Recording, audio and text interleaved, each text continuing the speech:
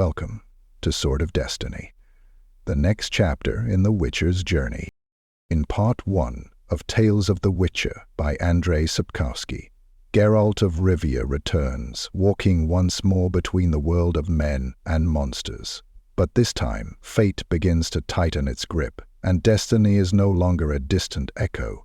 It's a shadow that walks beside him. Let us know in the comments, what does destiny mean to you? And now, let the next tale begin. The Bounds of Reason. "He won't get out of there, I'm telling you," the pockmarked man said, shaking his head with conviction. "It's been an hour and a quarter since he went down. That's the end of him."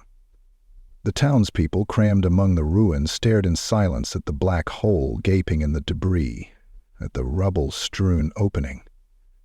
A fat man in a yellow jerkin shifted from one foot to the other, cleared his throat, and took off his crumpled beretta. "Let's wait a little longer," he said, wiping the sweat from his thinning eyebrows.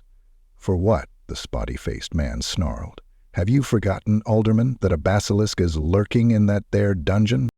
No one who goes in there comes out. Haven't enough people perished? Why wait?" "But we struck a deal," the fat man muttered hesitantly. "This just isn't right."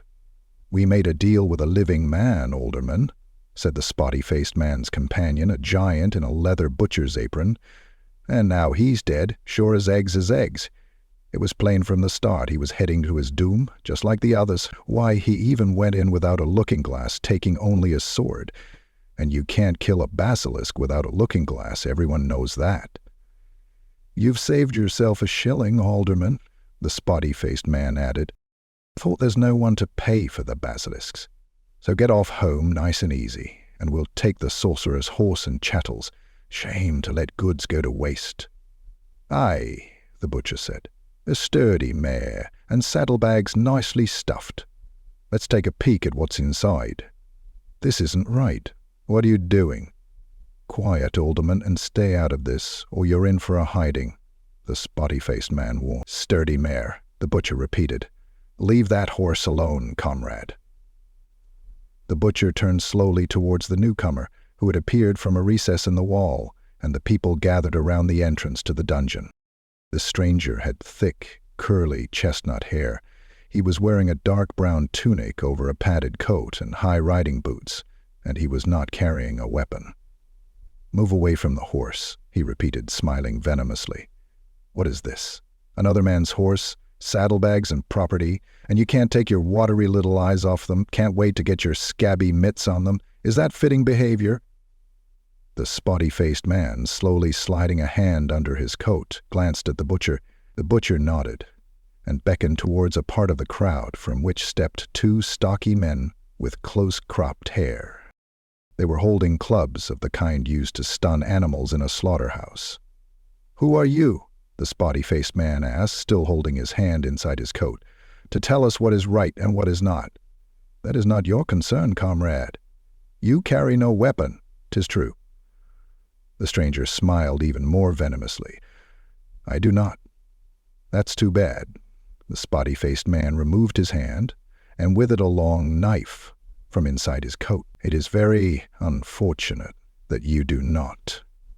The butcher also drew a knife, as long as a cutlass. The other two men stepped forward, raising their clubs. "I have no need," the stranger said, remaining where he stood. "My weapons follow me." Two young women came out from behind the ruins, treading with soft, sure steps. The crowd immediately parted, then stepped back and thinned out. The two women grinned, flashing their teeth and narrowing their eyes, from whose corners broad, tattooed stripes ran towards their ears. The muscles of their powerful thighs were visible beneath lynx skins, wrapped around their hips, and on their sinuous arms, naked above their mail gloves. Saber hilts stuck up behind their shoulders, which were also protected by chainmail. Slowly, very slowly, the spotty-faced man bent his knees and dropped his knife on the ground. A rattle of stones and a scraping sound echoed from the hole in the rubble, and then two hands clinging to the jagged edge of the wall emerged from the darkness. After the hands then appeared, in turn, a head of white hair streaked with brick dust, a pale face, and a sword hilt projecting above the shoulders. The crowd murmured. The white-haired man reached down to haul a grotesque shape from the hole, a bizarre bulk smeared in blood-soaked dust. Holding the creature by its long reptilian tail, he threw it without a word at the fat alderman's feet. He sprang back, tripping against a collapsed fragment of wall, and looked at the curved bird-like beak, webbed wings, and the hooked talons on the scaly feet, at the swollen dewlap once crimson, now a dirty russet, and at the glazed, sunken eyes. "There's your basilisk," the white-hailed man said, brushing the dust from his trousers. "As agreed. Now, my 200 lintars, if you please. Honest lintars, not too clipped. I'll check them. You can count on it." The alderman drew out a pouch with trembling hands. The white-haired man looked around, and then fixed his gaze for a moment on the spotty-faced man and the knife lying by his foot. He looked at the man in the dark brown tunic and at the young women in the lynx skins. "As usual," he said, taking the pouch from the alderman's trembling hands. "I risked my neck for you for a paltry sum, and in the meantime you go after my things. You never change. A pox on the lot of you." "Haven't been touched," the butcher muttered, moving back. The men with the clubs had melted into the crowd long before. "Your things haven't been touched, sir?" "That pleases me greatly," the white-haired man smiled. At the sight of the smile burgeoning on his pale face, like a wound bursting, the small crowd began to quickly disperse. "And for that reason, friend, you shall also remain untouched. Go in peace, but make haste." The spotty-faced man was also retreating. The spots on his white face were unpleasantly conspicuous. "Hey, stop there," the man in the dark brown tunic said to him. "You've forgotten something." "What is that, sir?" "You drew a knife on me." The taller of the women suddenly swayed, legs planted widely apart, and twisted her hips. Her saber, which no one saw her draw, hissed sharply through the air. The spotty-faced man's head flew upwards in an arc and fell into the gaping opening to the dungeon. His body toppled stiffly and heavily, like a tree being felled among the crushed bricks. The crowd let out a scream. The second woman, hand on her sword hilt, whirled around nimbly, protecting her partner's back. Needlessly, the crowd, stumbling and falling over on the rubble, fled towards the town as fast as they could. The alderman loped at the front with impressive strides, outdistancing the huge butcher by only a few yards. "An excellent stroke," the white-haired man commented coldly, shielding his eyes from the sun with a black-gloved hand. "An excellent stroke from a Zarianian saber. I bow before the skill and beauty of the free warriors. I'm Geralt of Rivia. And the stranger in the dark brown tunic pointed at the faded coat of arms on the front of his garment, depicting 3 black birds sitting in a row in the center of a uniformly gold field, a warsh, also known as 3 jackdaws. And these are my girls, T and Via. That's what I call them, because you'll twist your tongue on their right names. They are both, as you correctly surmised, Zerricanian. Thanks to them, it appears I still have my horse and belongings." "I thank you, warriors. My thanks to you too, sir. 3 jackdaws, and then you can drop the sir. Does anything detain you in this little town, Geralt of Rivia?" "Quite the opposite." "Excellent. I have a proposal. Not far from here at the crossroads on the road to the river port is an inn. It's called the Pensive Dragon. The victuals there have no equal in these parts. I'm heading there with food and lodging in mind. It would be my honor should you choose to keep me company." "Borch." The white-hailed man turned around from his horse and looked into the stranger's bright eyes. "I wouldn't want anything left unclear between us. I'm a witcher." "I guessed as much, but you said it as you might have said, I'm a leper." "There are those," Geralt said slowly, "who prefer the company of lepers to that of a witcher." "There are also those," 3 jackdaws laughed, "who prefer sheep to girls." "Ah, well, one can only sympathize with the former and the latter. I repeat my proposal. Geralt took off his glove and shook the hand being proffered. "I accept. Glad to have made your acquaintance." "Then let us go, for I hunger." The innkeeper wiped the rough tabletop with a cloth, bowed, and smiled. 2 of his front teeth were missing. "All right, then." 3 jackdaws looked up for a while at the blackened ceiling and the spiders dancing about beneath it. "First, Enye. First beer, to save your legs an entire keg. And to go with the beer, what do you propose with the beer, comrade?" "Cheese?" risked the innkeeper. "No," Borsch grimaced. "We'll have cheese for dessert. We want something sour and spicy with the beer." "At your service." The innkeeper smiled even more broadly. His 2 front teeth were not the only ones he lacked. Elvers with garlic and olive oil and green pepper pods and vinegar are marinated very well. We'll take both. And then that soup I once ate here, with diverse mollusks, little fish, and other tasty morsels floating in it. Log driver's soup. The very same. And then roast lamb with onions. And then 3 crayfish. Throw as much dill into the pot as you can. After that, sheep's cheese and lettuce, and then we'll see. "At your service. Is that for everyone? I mean 4 times. The Tala Zerikanian shook her head, patting herself knowingly on her waist, which was now hugged by a tight linen blouse. "I forgot." 3 jackdaws winked at Geralt. "The girls are watching their figures." "Lamb just for the 2 of us, innkeeper. Serve the beer right now with those elvers. No, wait a while so they don't go cold. We didn't come here to stuff ourselves, but simply to spend some time in conversation." "Very good." The innkeeper bowed once more. "Prudence is a matter of import in your profession. Give me your hand, comrade." Gold coins jingled. The innkeeper opened his gap-toothed mouth to the limit. "That is not an advance," 3 jackdaws announced. "It is a bonus. And now hurry off to the kitchen, good fellow." It was warm in the snug. Geralt unbuckled his belt, took off his tunic, and rolled up his shirt sleeves. "I see," he said, "that you aren't troubled by a shortage of funds. Do you live on the privileges of a knightly estate?" "Partially," 3 jackdaws smiled, without offering further details. They dealt quickly with the elvers and a quarter of the keg. Neither of the 2 Zerikanians stinted on the beer, and soon were both in visible good humor. They were whispering something to each other.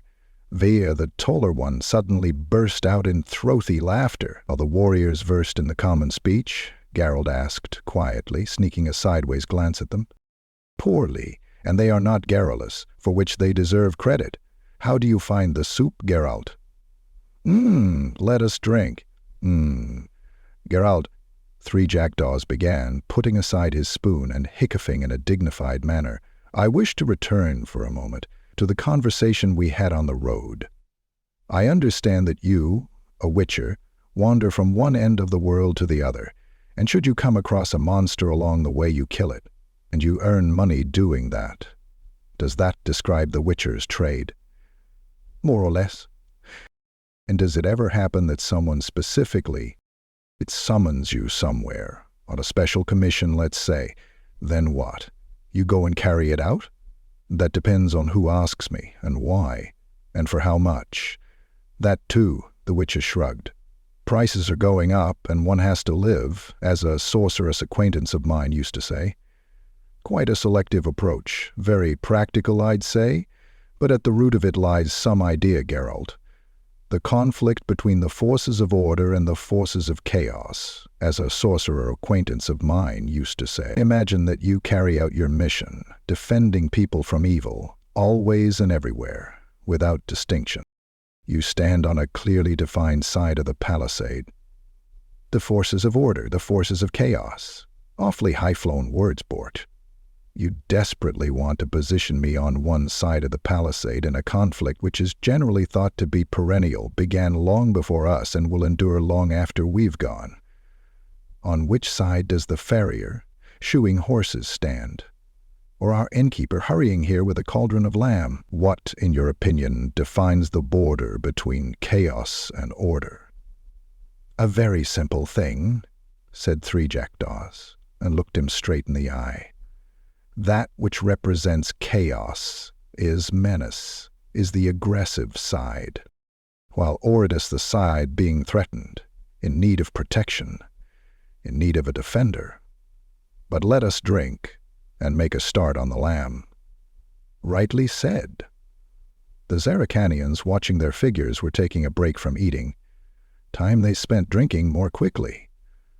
Vea, leaning over on her companion's shoulder, whispered something again, brushing the tabletop with her plait.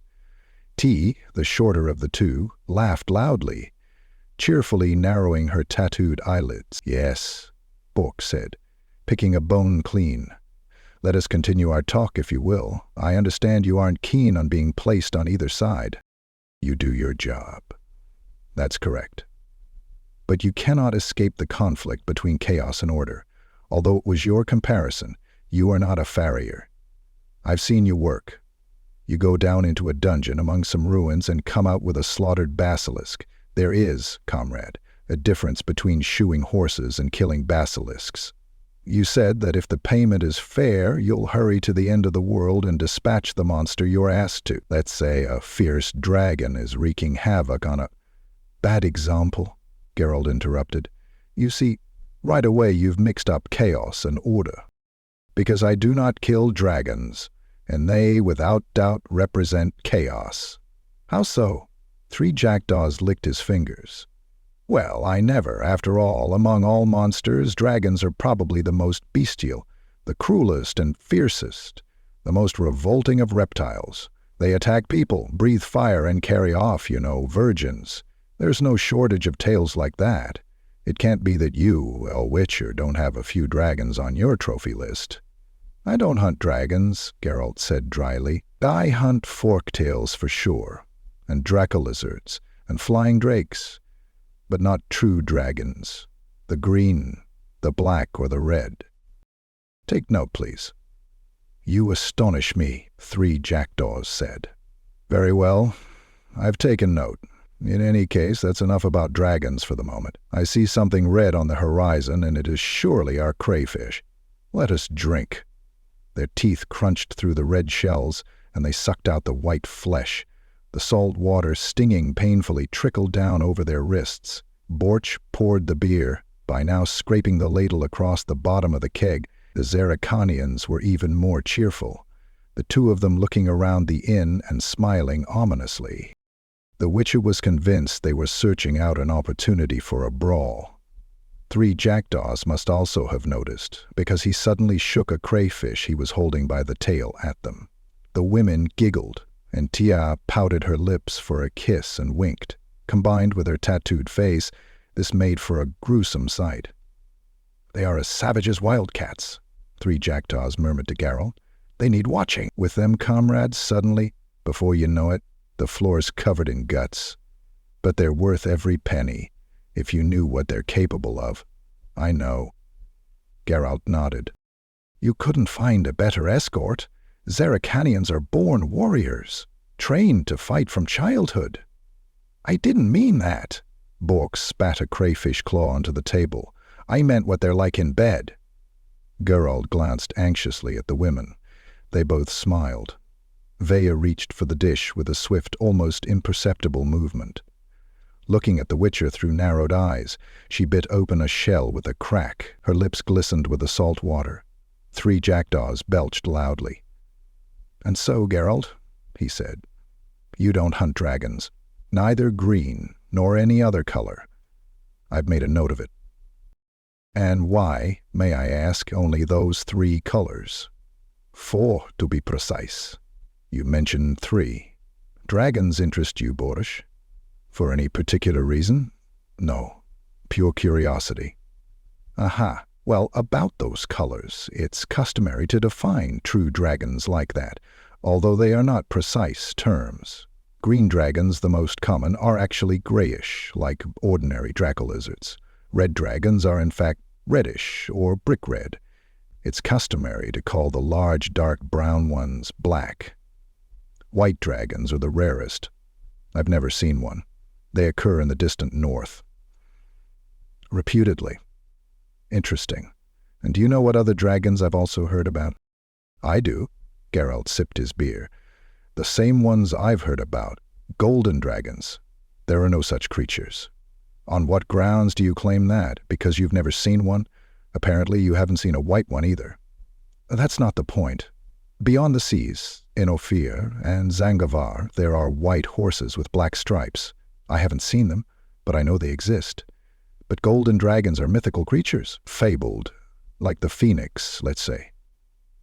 "There are no phoenixes or golden dragons."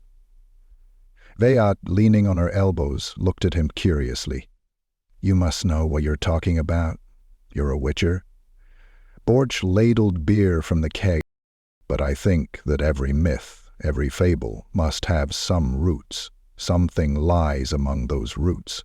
"It does," Geralt confirmed.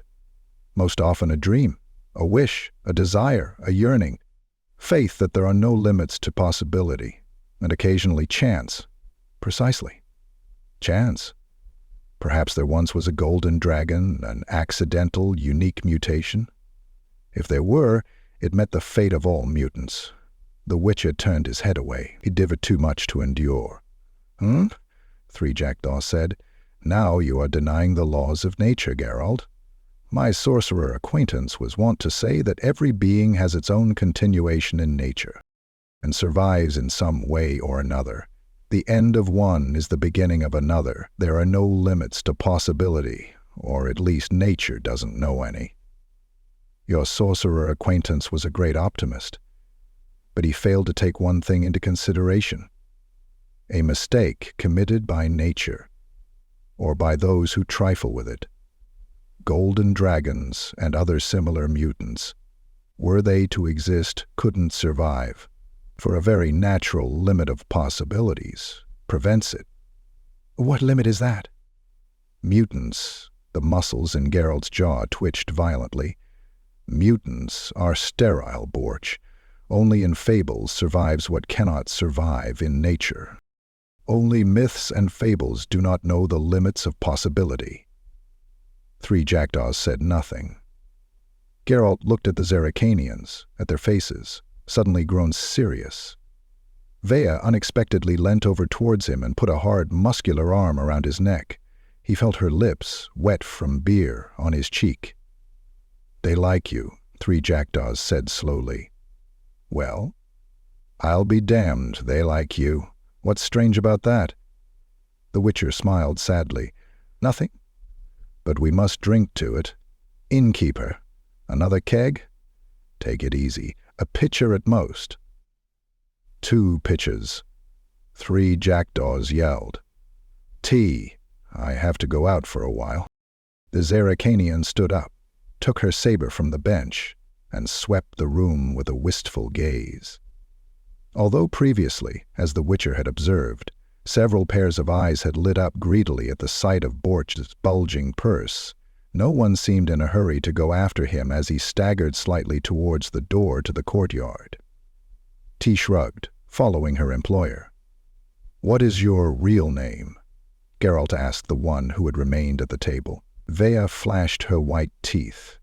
Her blouse was very loosely laced, almost to the limits of possibility. The Witcher had no doubt it was intentionally provocative. "Alfia Nurley? Pretty?" The Witcher was sure the Zerrikanian would purse her lips and wink at him. He was not mistaken. "Vea. Why do you ride with Borg? You, free warriors? Would you mind telling me?" "What?" "He is..." The Zerrikanian, frowning, searched for the words. "He is the most beautiful..." The Witcher nodded. Not for the first time, the criteria by which women judged the attractiveness of men remained a mystery to him. The Jackdaws lurched back into the snug, fastening his trousers, and issued loud instructions to the innkeeper. T, walking 2 steps behind him, feigning boredom, looked around the inn, and the merchants and log drivers carefully avoided her gaze. Vea was sucking the contents from another crayfish and continually throwing the Witcher meaningful glances. "I've ordered us an eel each, baked this time." Three Jackdaws sat down heavily, his unfastened belt clinking. "I struggled with those crayfish and seemed to have worked up an appetite. And I've organized a bed for you, Geralt. There's no sense in you roaming around tonight. We can still amuse ourselves. Here's to you, girls. Basakel, Fia said, saluting him with her beaker. T winked and stretched, and her bosom, contrary to Geralt's expectations, did not split the front of her blouse. Let's make merry. 3 jackdaws leant across the table and slapped T on the backside. Let's make merry, Witcher. Hey, landlord, over here. The innkeeper scuttled briskly over, wiping his hands on his apron. Did you lay your hands on a tub? The kind you launder clothes in, sturdy and large?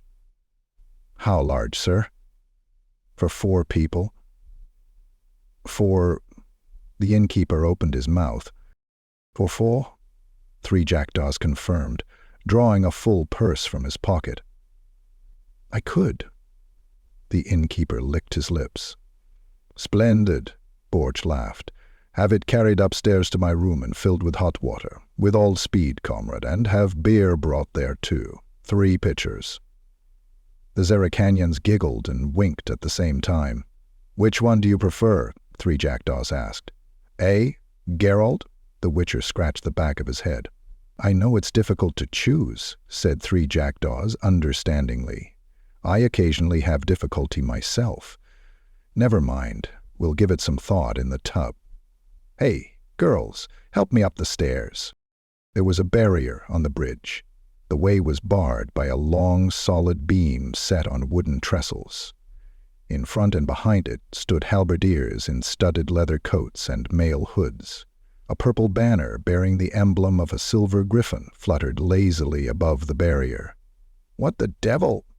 3 jackdaws said in surprise, approaching at a walk. Is there no way through? Got a safe conduct? The nearest halberdier asked, without taking the stick he was chewing, either from hunger or to kill time, from his mouth. Safe conduct?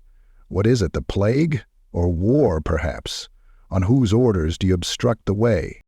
Those of King Neamir, Lord of Caingorn, the guardsman replied, shifting the stick to the other side of his mouth and pointing at the banner. Without a safe conduct, you can't go up. Some sort of idiocy, Geralt said in a tired voice. This isn't Caingorn, but Bearfield's territory. Bearfield, not Caingorn, levies tolls from the bridges on the Bra. What has Neadamir to do with it? Don't ask me, the god said, spitting out his stick. Not my business. I'm here to check safe conducts. If you want, talk to our decurion. Where might he be?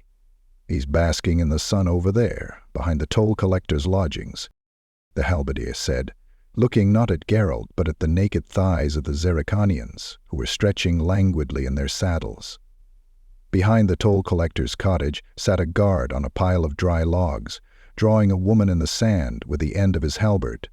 It was actually a certain part of a woman, seen from an unusual perspective. Beside him, a slim man with a fanciful plum bonnet pulled down over his eyes, adorned with a silver buckle and a long, twitching heron's feather, was reclining, gently plucking the strings of a lute. Geralt knew that bonnet and that feather, which were famed from the Buena to the Yaruga, known in manor houses, fortresses, inns, taverns, and whorehouses, particularly whorehouses. Dandelion. Geralt the Witcher. A pair of cheerful cornflower blue eyes shone from under the bonnet, now shoved back on his head. Well, I never. You're here too? You don't have a safe conduct by any chance? What's everyone's problem with this safe conduct? The Witcher dismounted. What's happening here, Dandelion? We wanted to cross the Bra, myself and this knight, Borch 3 jackdaws, and our escort. And we cannot, it appears. I can't either. Dandelion stood up, took off his bonnet, and bowed to the Zeracanians with exaggerated courtesy. They don't want to let me cross either. This decurion here won't let me. Dandelion, the most celebrated minstrel and poet within 1,000 miles through, although he's also an artist, as you can see. I won't let anyone cross without a safe conduct, the decurion said resolutely, at which he completed his drawing with a final detail, prodding the end of his halberd shaft in the sand. No matter, the Witcher said. We'll ride along the left bank. A Hengfers is longer that way, but needs must. To Hengfers? the bard said, surprised. "Aren't you following Nadamir, Geralt?" "And the dragon." "What dragon?" Three Jackdaws asked with interest. "You don't know? You really don't know? Oh, I shall have to tell you everything, gentlemen. I'm waiting here in any case. Perhaps someone who knows me will come with a safe conduct and let me join them. Please be seated." "Just a moment," Three Jackdaws said. "The sun is almost a quarter to the noontide and I have an awful thirst. We cannot talk on an empty stomach. T, Vea, head back to the town at a trot and buy a keg." "I like the cut of your jib, sire." "Bark, also known as Three Jackdaws." "Dandelion, also known as the Unparalleled, by certain girls." "Talk, Dandelion," the Witcher said impatiently. "We aren't going to loiter around here till evening." The bard seized the fingerboard of his lute and plucked the strings vigorously. "How would you prefer it, in verse or in normal speech?" "Normal speech." "As you please," Dandelion said, not putting his lute down. "Listen then, noble gentlemen, to what occurred a week ago near the free town of Bearfield. 'Twas thus that at the crack of dawn, when the rising sun—" "It was supposed to be normal speech," Geralt reminded him. "Isn't it?" "Very well, very well. I understand. Concise, without metaphors. A dragon alighted on the pastures outside Bearfield." "Oh, come on," the Witcher said. "It doesn't seem very likely to me. No one has seen a dragon in these parts for years. Wasn't it just a common or garden Draco-lizard? Draco-lizard specimens can occasionally be as large as—" "Don't insult me, Witcher. I know what I'm talking about. I saw it. As luck would have it, I was at the market in Bearfield and saw it all with my own eyes. The ballad's composed, but you didn't want—" "Go on. Was it big?" "The length of 3 horses, no taller than a horse of the withers, but much fatter. Sand grey. In other words, green. Yes. It swooped down unexpectedly, flew right into a flock of sheep, scattered the shepherds, did for about a dozen beasts, devoured 4 of them and flew away." "Flew away?" Geralt shook his head. "And that was all?" "No, because it came again the next day, this time nearer to the town, and swooped down on a knot of women washing their linen on the banks of the Bra. And how they bolted, old friend! I've never laughed so much. Then the dragon circled Bearfield a couple of times and flew towards the pastures, where it fell on the sheep again. Only then did the chaos and confusion begin, because few had believed the herdsman before. The mayor called out the town constabulary and the guilds, but before they could form up, the plebs took matters into their own hands and did for it." "How?" "In a forceful peasant manner. The local master cobbler, a certain sheep-bagger, came up with a way of dealing with the brute. They killed the sheep, stuffed it full of hellebore, deadly nightshade, poison parsley, brimstone, and cobbler's tar. Just to be sure, the local apothecary poured in 2 quarts of his concoction for carbuncles, and the priests from the temple of Crev said prayers over the carcass. Then they stood the poisoned sheep among the flock, held up by a stake. If truth be told, no one believed the dragon would be lured by that shit, which stank to high heaven, but reality surpassed our expectation. Ignoring the living and bleating bow lamps, the reptile swallowed the bait and the stake." "And what then? Go on, Dandelion." "What do you think I'm doing? I am telling you. Listen to what happened next. In less time than a skilled man needs to unlace a woman's corset, the dragon suddenly began to roar and vent smoke from its front and rear ends. It turned somersaults, tried to take off, and then collapsed and lay still. 2 volunteers set off to check whether the poisoned reptile was still breathing. It was the local gravedigger and the town half-wit, the fruit of the union between the retarded daughter of a woodcutter and a squad of hired pikemen who marched through Bearfield at the time of Warlord Nalumbo's rebellion." "Now you're lying, Dandelion." "Not lying, just embellishing, and there's a difference." "Not much of one. Speak on. We're wasting time." "Well then, as I was saying, the gravedigger and the doughty idiot set off as scouts. Afterwards we built them a small but pleasing burial mound." "Ha ha!" Bork said. "That means the dragon was still alive." "And how?" Dandelion said cheerfully. "It was alive, but it was so weak it didn't devour either the gravedigger or the half-wit. It just lapped up their blood. And then, to general consternation, it flew away, taking flight with some difficulty. Every furlong it fell with a clatter and then rose again. It walked occasionally, dragging its back legs. Some courageous individuals followed it, keeping it in view. And do you know what? Speak, Dandelion." The dragon disappeared among the ravines of the Kestrel Mountains, near the source of the Bra, and hid in the caves there. "Now everything's clear," Geralt said. "The dragon has probably lived in those caves for centuries, in a state of torpor. I've heard of cases like that. And his treasure hoard must be there too. Now I know why they're blocking the bridge. Someone wants to get his greedy hands on the treasure, and that someone is Nidemir of Caingorn." "Exactly," the troubadour confirmed. "The whole of Bearfield is fair seething for that reason, because they claim that the dragon and its hoard belongs to them, but they hesitate to cross Nidemir. Nidemir's a young whelp who hasn't started shaving, but he's already proved it doesn't pay to fall foul of him, and he wants that dragon like the very devil, which is why he's reacted so fast." "Wants the treasure, you mean?" "Actually, more the dragon than the treasure, for you see, Nidemir has his eye on the kingdom of Malior. A princess of a, so to speak, bettable age was left there after the sudden and odd death of the prince.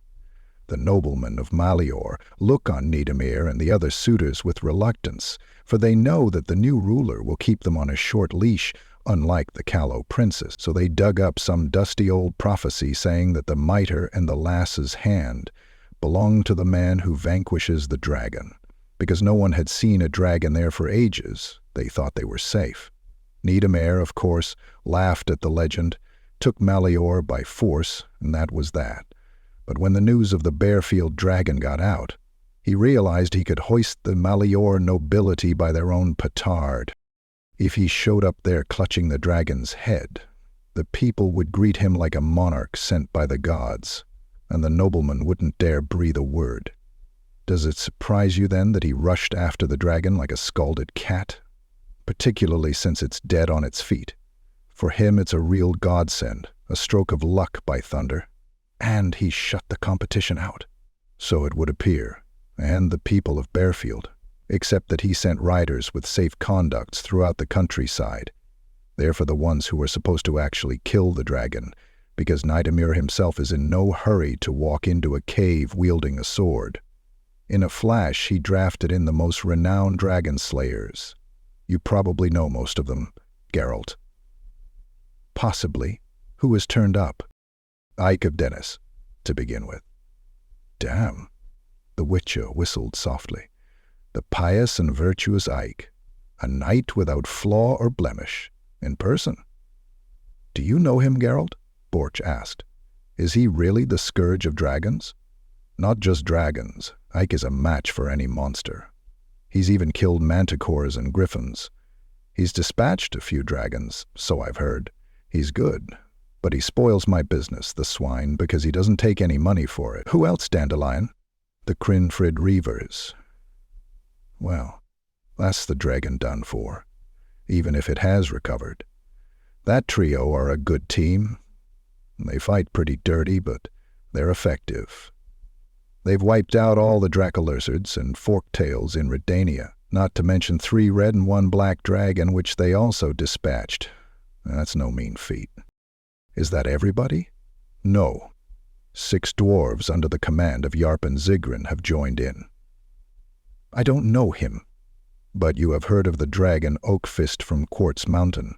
Yes, and I saw some gemstones from its hoard. There were sapphires of remarkable color and diamonds as large as cherries. Well, know you that because Yarpen Zigrin and his dwarves did for Oakfist. A ballad was composed about it, but it was lousy because it wasn't one of mine. You've missed nothing if you haven't heard it. Is that everybody? Yes, not counting you. You claim not to know about the dragon. Who knows, perhaps that's true, but now you do. Well, nothing. That dragon doesn't interest me." "Ah, very crafty, Geralt, because you don't have a safe conduct anyway." "The dragon doesn't interest me, I told you. But what about you, Dandelion? What draws you here?" "The usual," the troubadour shrugged. "I need to be near the action and the excitement. Everyone will be talking about the fight with the dragon. Of course, I could compose a ballad based on reports, but it'll sound different sung by someone who saw the fight with his own eyes." "Fight?" 3 jackdaws laughed. "More like some kind of pig staking, or a carcass being quartered." Listening, and I'm astounded. Celebrated warriors rushing here as fast as they can to finish off a half-dead dragon, poisoned by a peasant. It makes me want to laugh and vomit. "You're wrong," Geralt said. "If the dragon hasn't expired from the poison, its constitution has probably already fought it off, and it's back at full strength. It actually doesn't make much difference. The Crinfrid Reavers will kill it anyway, but it'll put up a fight if you want to know." "So you're betting on the Reavers, Geralt?" "Naturally. Don't be so sure."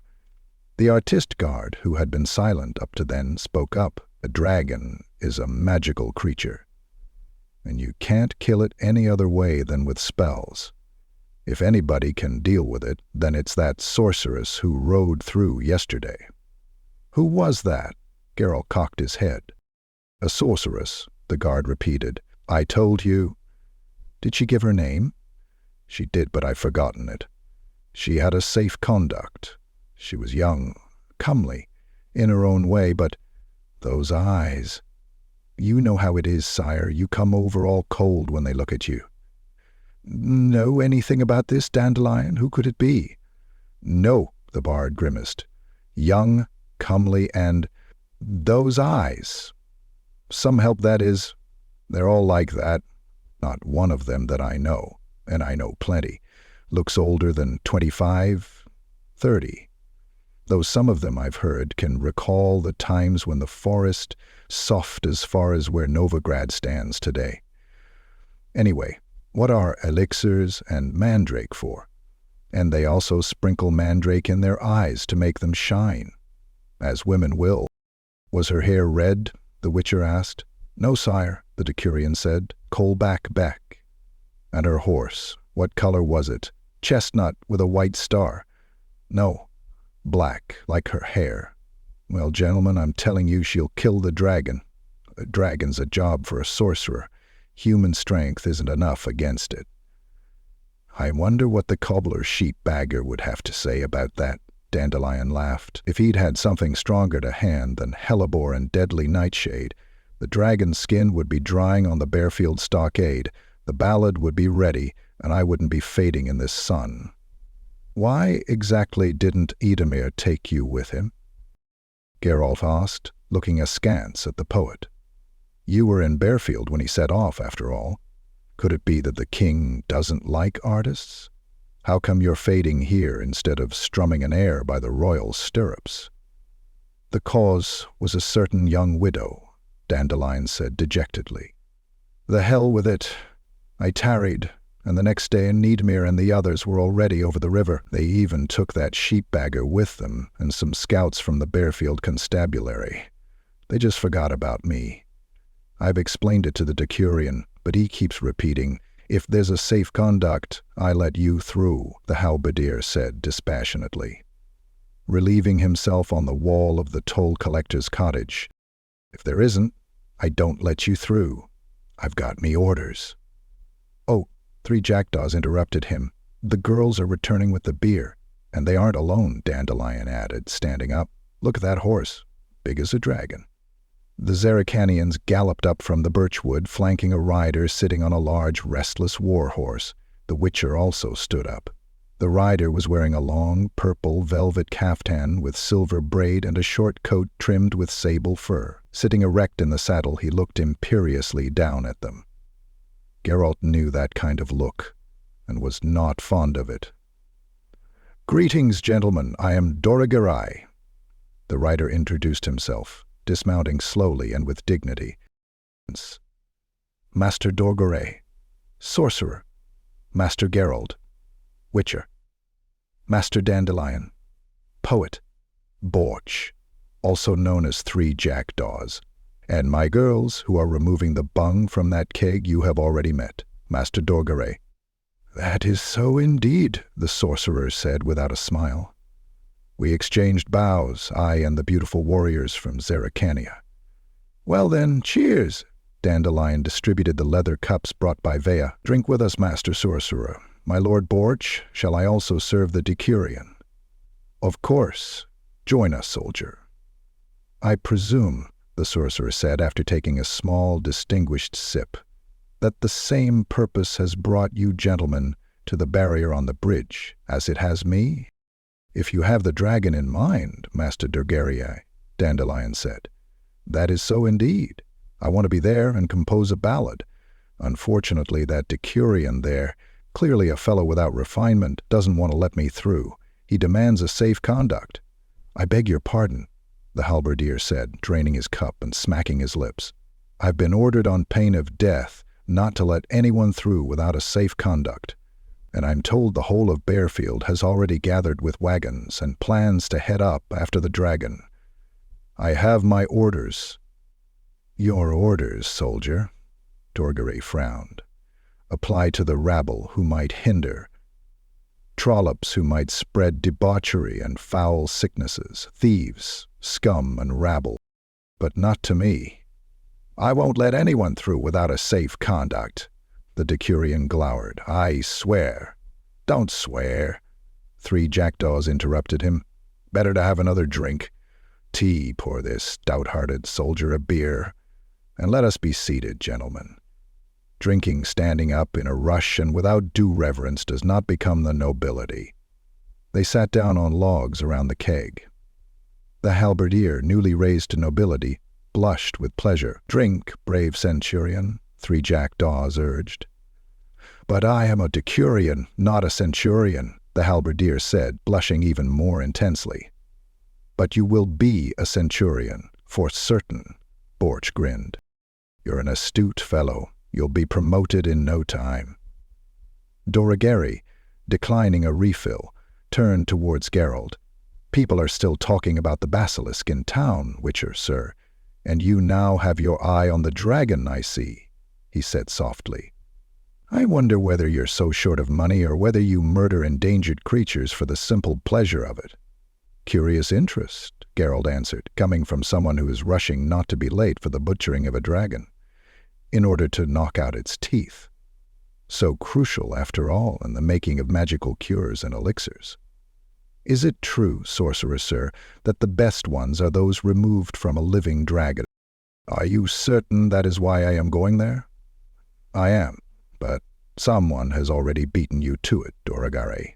A female companion of yours has already gone through with a safe conduct, which you don't have. She is black-hilled, if that's of any interest to you." "On a black horse?" "Apparently, Yennefer," Dorgare said glumly. Unnoticed by anybody, the Witcher twitched. A silence fell, broken only by the belching of the future nobody. "Without a safe conduct. Will 200 lintars suffice?" Geralt calmly took from his pocket the purse received from the fat alderman. "Ah, Geralt," 3 jackdaws smiled mysteriously. "So you—" "My apologies, Bork. I'm sorry, but I won't ride with you to Hengfors. Another time, perhaps. Perhaps we'll meet again." "I have no interest in going to Hengfors," 3 jackdaws said slowly. "Not at all, Geralt." "Put away that purse, sire," the future centurion said menacingly. "That's sheer bribery. I won't even let you through for 300. "And for 500? Bork took out his pouch. "Put away that purse, Geralt. I'll pay the toll. This has begun to amuse me." 500 soldiers, sir. 100 apiece, counting my girls as one gorgeous item." "What?" Oh dear, the future centurion said, distressed, stowing Bork's pouch away under his jacket. "What will I tell the king?" "Tell him," Dorgare said, straightening up and removing an ornate ivory wand from his belt, "that you were overcome by fear when you saw it. So what, sire? The sorcerer flourished his wand and shouted an incantation. A pine tree on the riverbank burst into flames. In one moment, the entire tree was engulfed from top to bottom in a blaze of fire. "To horse!" cried Dandelion, springing up and slinging his lute across his back. "To horse, gentlemen and ladies! Raise the barrier!" The rich decurion, with a good chance of becoming a centurion, shouted to the halberdiers. On the bridge, beyond the barrier, Vea reined in her horse. It skittered, hooves thudding on the planking. The woman, tossing her plaits, screamed piercingly. "That's right, Vea!" 3 jackdaws shouted back. "Onwards, my lords, to horse! We'll ride in the Zerricanian fashion, with a thundering and a yelling."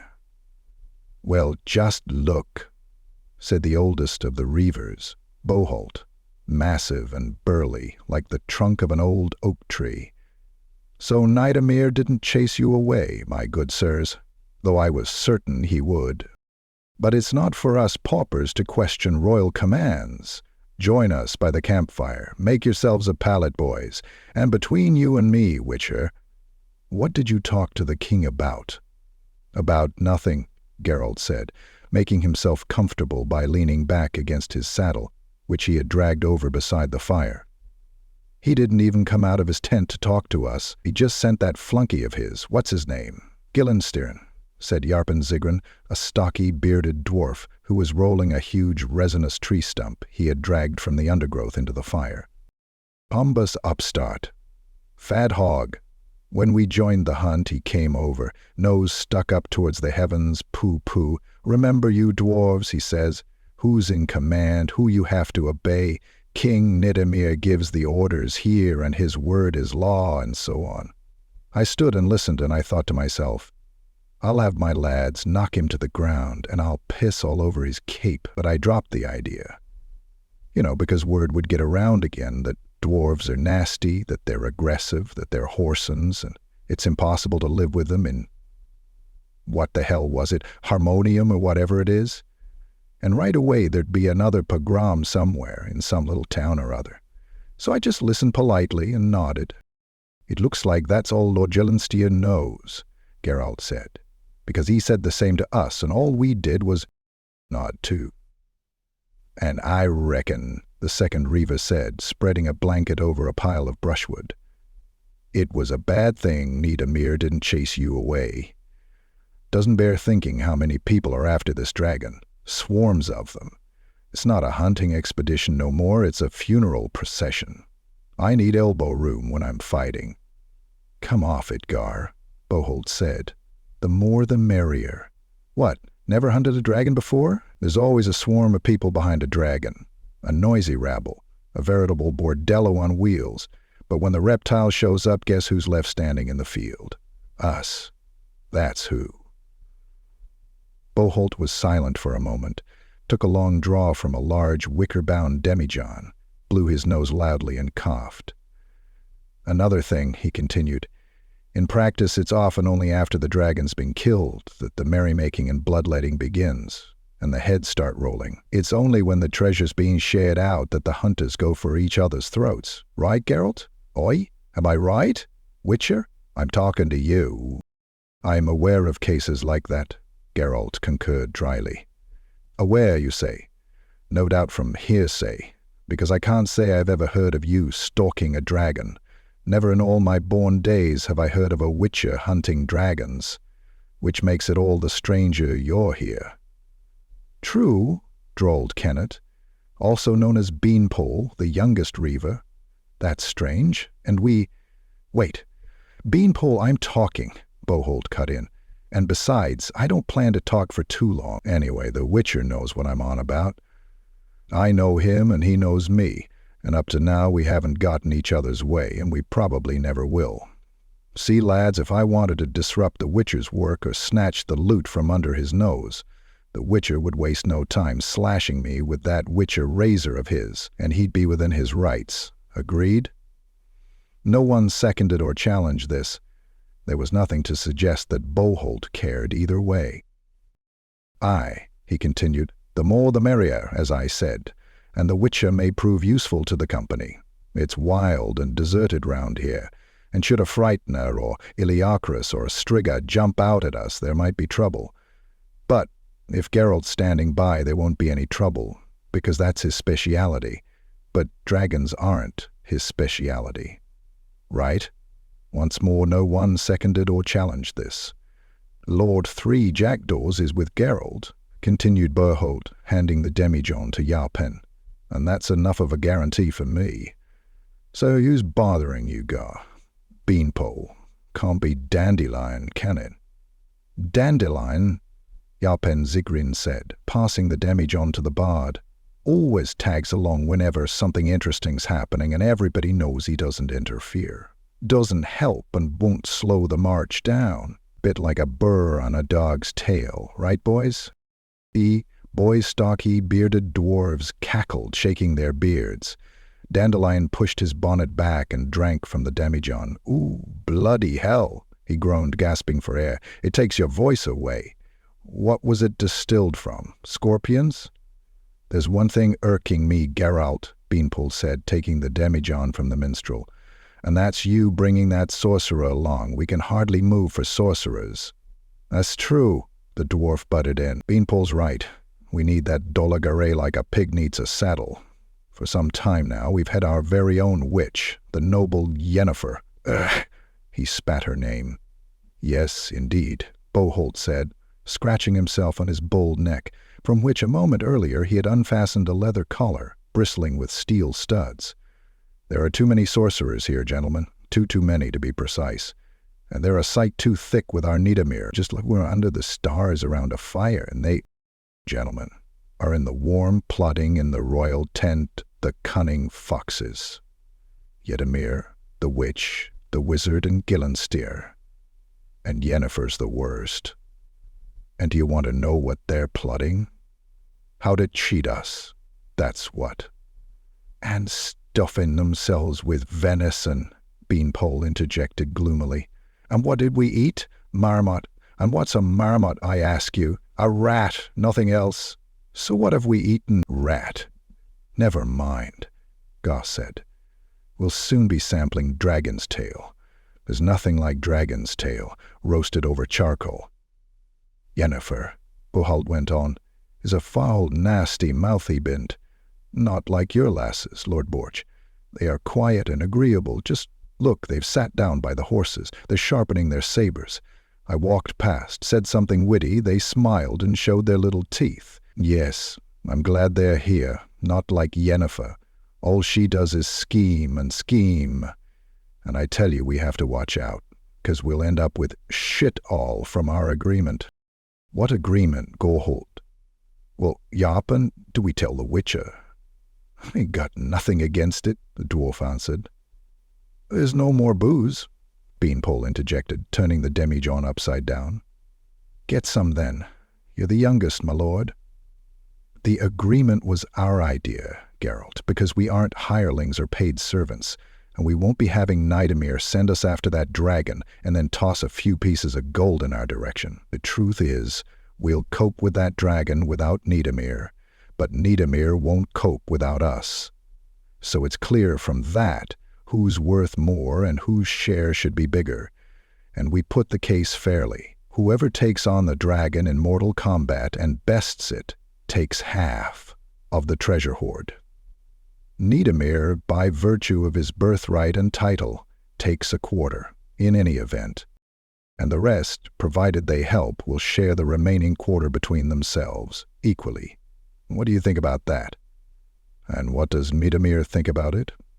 He said neither yes nor no, but he'd better not put up a fight, the whippersnapper. I told you, he won't take on the dragon himself. He has to count on experts, which means us, the Reavers, and Yarpen and his lads. We and no one else will meet the dragon at a sword's length. The rest, including the sorcerers, if they give honest assistance, will share a quarter of the treasure among themselves. Who do you include in the rest, apart from the sorcerers? Dandelion asked with interest.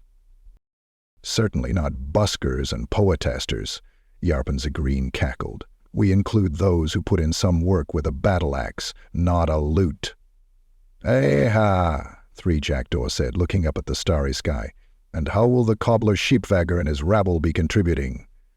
Yarpen Zigrin spat into the campfire, muttering something in Dwarven. "The constabulary from Barfield know these bloody mountains, and will act as guides," Bold said softly. "Hence it will be fair to allow them a share of this. It's a slightly different matter with the cobbler. You see, it will go ill if the peasantry become convinced that when a dragon shows up in the land, instead of sending for professionals, they can casually poison it and go back to humping wenches in the long grass. If such a practice became widespread, we'd probably have to start begging. Yes? That's right," Yakel added. "For which reason, I tell you, something bad ought to befall that cobbler before the bastard passes into legend." "If it's meant to befall him, it'll befall him," Gar said with conviction. "Leave it to me." "And Dandelion," the dwarf took up, "will blacken his name in a ballad, make him look a fool, so that he'll suffer shame and dishonor for generations to come. You've forgotten about one thing. There's one person here who could throw a spoke in the wheel, who won't assent to any divisions or agreements. I mean Eck of Denise. Have you talked to him?" "What about?" Boholt said, grinding his teeth, using a stout stick to move the logs around in the campfire. "You won't get anywhere with Eck, Geralt. He knows nothing about business." "As we rode up to your camp," Three Jackdaw said, "we met him. He was kneeling on the rocks in full armor, staring at the sky." "He's always doing that," Beanpole said. "He's meditating or saying his prayers. He says he must, because he has orders from the gods to protect people from evil." "Back home in Crenford," Boholt muttered, "we keep people like that on a chain in the cowshed and give them a piece of coal so they can draw outlandish pictures on the walls. But that's enough gossip about my neighbors. We're talking business." A petite young woman with black hair held tightly by a gold hairnet, wrapped in a woolen cloak, noiselessly entered the circle of light. "What reeks so much round here?" Yarpen Zigrin asked, pretending not to see her. "Not brimstone, is it?" "No," Boholt, glancing to the side and sniffing pointedly. "It's musk or some other scent." "No, it has to be." The dwarf grimaced. "Oh, why, it's the noble Madame Yennefer." "Welcome, welcome." The sorceress's eyes slowly swept over the company, her shining eyes coming to rest for a while on the Witcher. Geralt smiled faintly. "May I join you?" "But of course, good lady," Boholt said, and hiccoughed. "Sit down here on the saddle. Move your ass, Kennet, and give the noble sorceress the saddle. From what I hear, you're talking business, gentlemen." Yennefer sat down, stretching out her shapely, black-stockinged legs in front of her. "Without me?" "We didn't dare," Yarpen Zigrin said. "Trouble's such an important personage." "If 'twould be better," Yarpen Yennefer narrowed her eyes, turning her head towards the dwarf, "if you kept quiet. From the very first day you've been treating me as if I were nothing but air. So please continue, don't let me bother you, because it doesn't bother me either." "Really, milady," Yarpen's smile revealed uneven teeth. "May I be infested by ticks. If I haven't been treating you better than the air, I've been known, for example, to spoil the air, which there's no way I'd dare to do in your presence." The bearded boys roared with thunderous laughter, but fell silent immediately at the sight of the blue glow which suddenly enveloped the sorceress. "One more word and you'll end as spoiled air, Yarpen," Yennefer said in a voice with a metallic edge, and a black stain on the grass. "Indeed." Bolt cleared his throat, relieving the silence that had fallen. "Quiet, Zigrin. Let's hear what Madame Yennefer has to say to us. She just complained that we're talking about business without her, from which I conclude she has some kind of offer for us. Let's hear, my lords, what kind of offer it is. As long as she doesn't suggest killing the dragon by herself, using spells." "And what if I do?" Yennefer raised her head. "Don't think it's possible, Barholt?" "It might be possible, but it's not profitable, because you'd be certain to demand half the dragon's hoard. At least half," the sorceress said coldly. Well, you see for yourself there's no profit in it for us. We, my lady, are poor warriors, and if the loot passes us by, hunger will come beckoning. We live on sorrel and pigweed. Only once in a blue moon do we manage to catch a marmot, Jarpensigrin interrupted in a somber voice. We drink spring water. Bohol took a swig from the demijohn and shuddered slightly. There's no choice for us, Madam Yennefer. It's either loot or freeze to death in the winter huddled against a fence. For inns cost money. Beer does too, Gar added. And dirty strumpets, Beanpole said, daydreaming. Which is why, Boholt said, looking up at the sky, we will kill the dragon by ourselves, without spells, and without your help. Are you certain about that? Just remember there are limits to what is possible, Bahalt. Perhaps there are, but I've never come across them. No, milady. I repeat, we'll kill the dragon ourselves, without any spells. Particularly, Jarpensigrin added, since spells surely have their own limits, which, unlike our own, we don't know. Did you come up with that yourself? Yennefer asked slowly, or did someone put you up to it? Does the presence of the Witcher in this select company give you the right to such brazenness? No, Boholt replied, looking at Geralt, who seemed to be dozing, stretched out lazily on a blanket with his saddle beneath his head. The Witcher has nothing to do with it. Listen, noble Yennefer.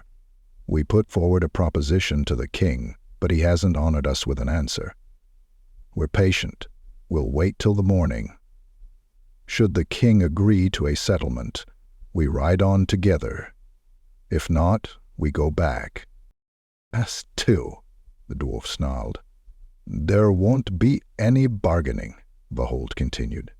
Take it or leave it. Repeat our words to Nida Mir, Madam Yennefer.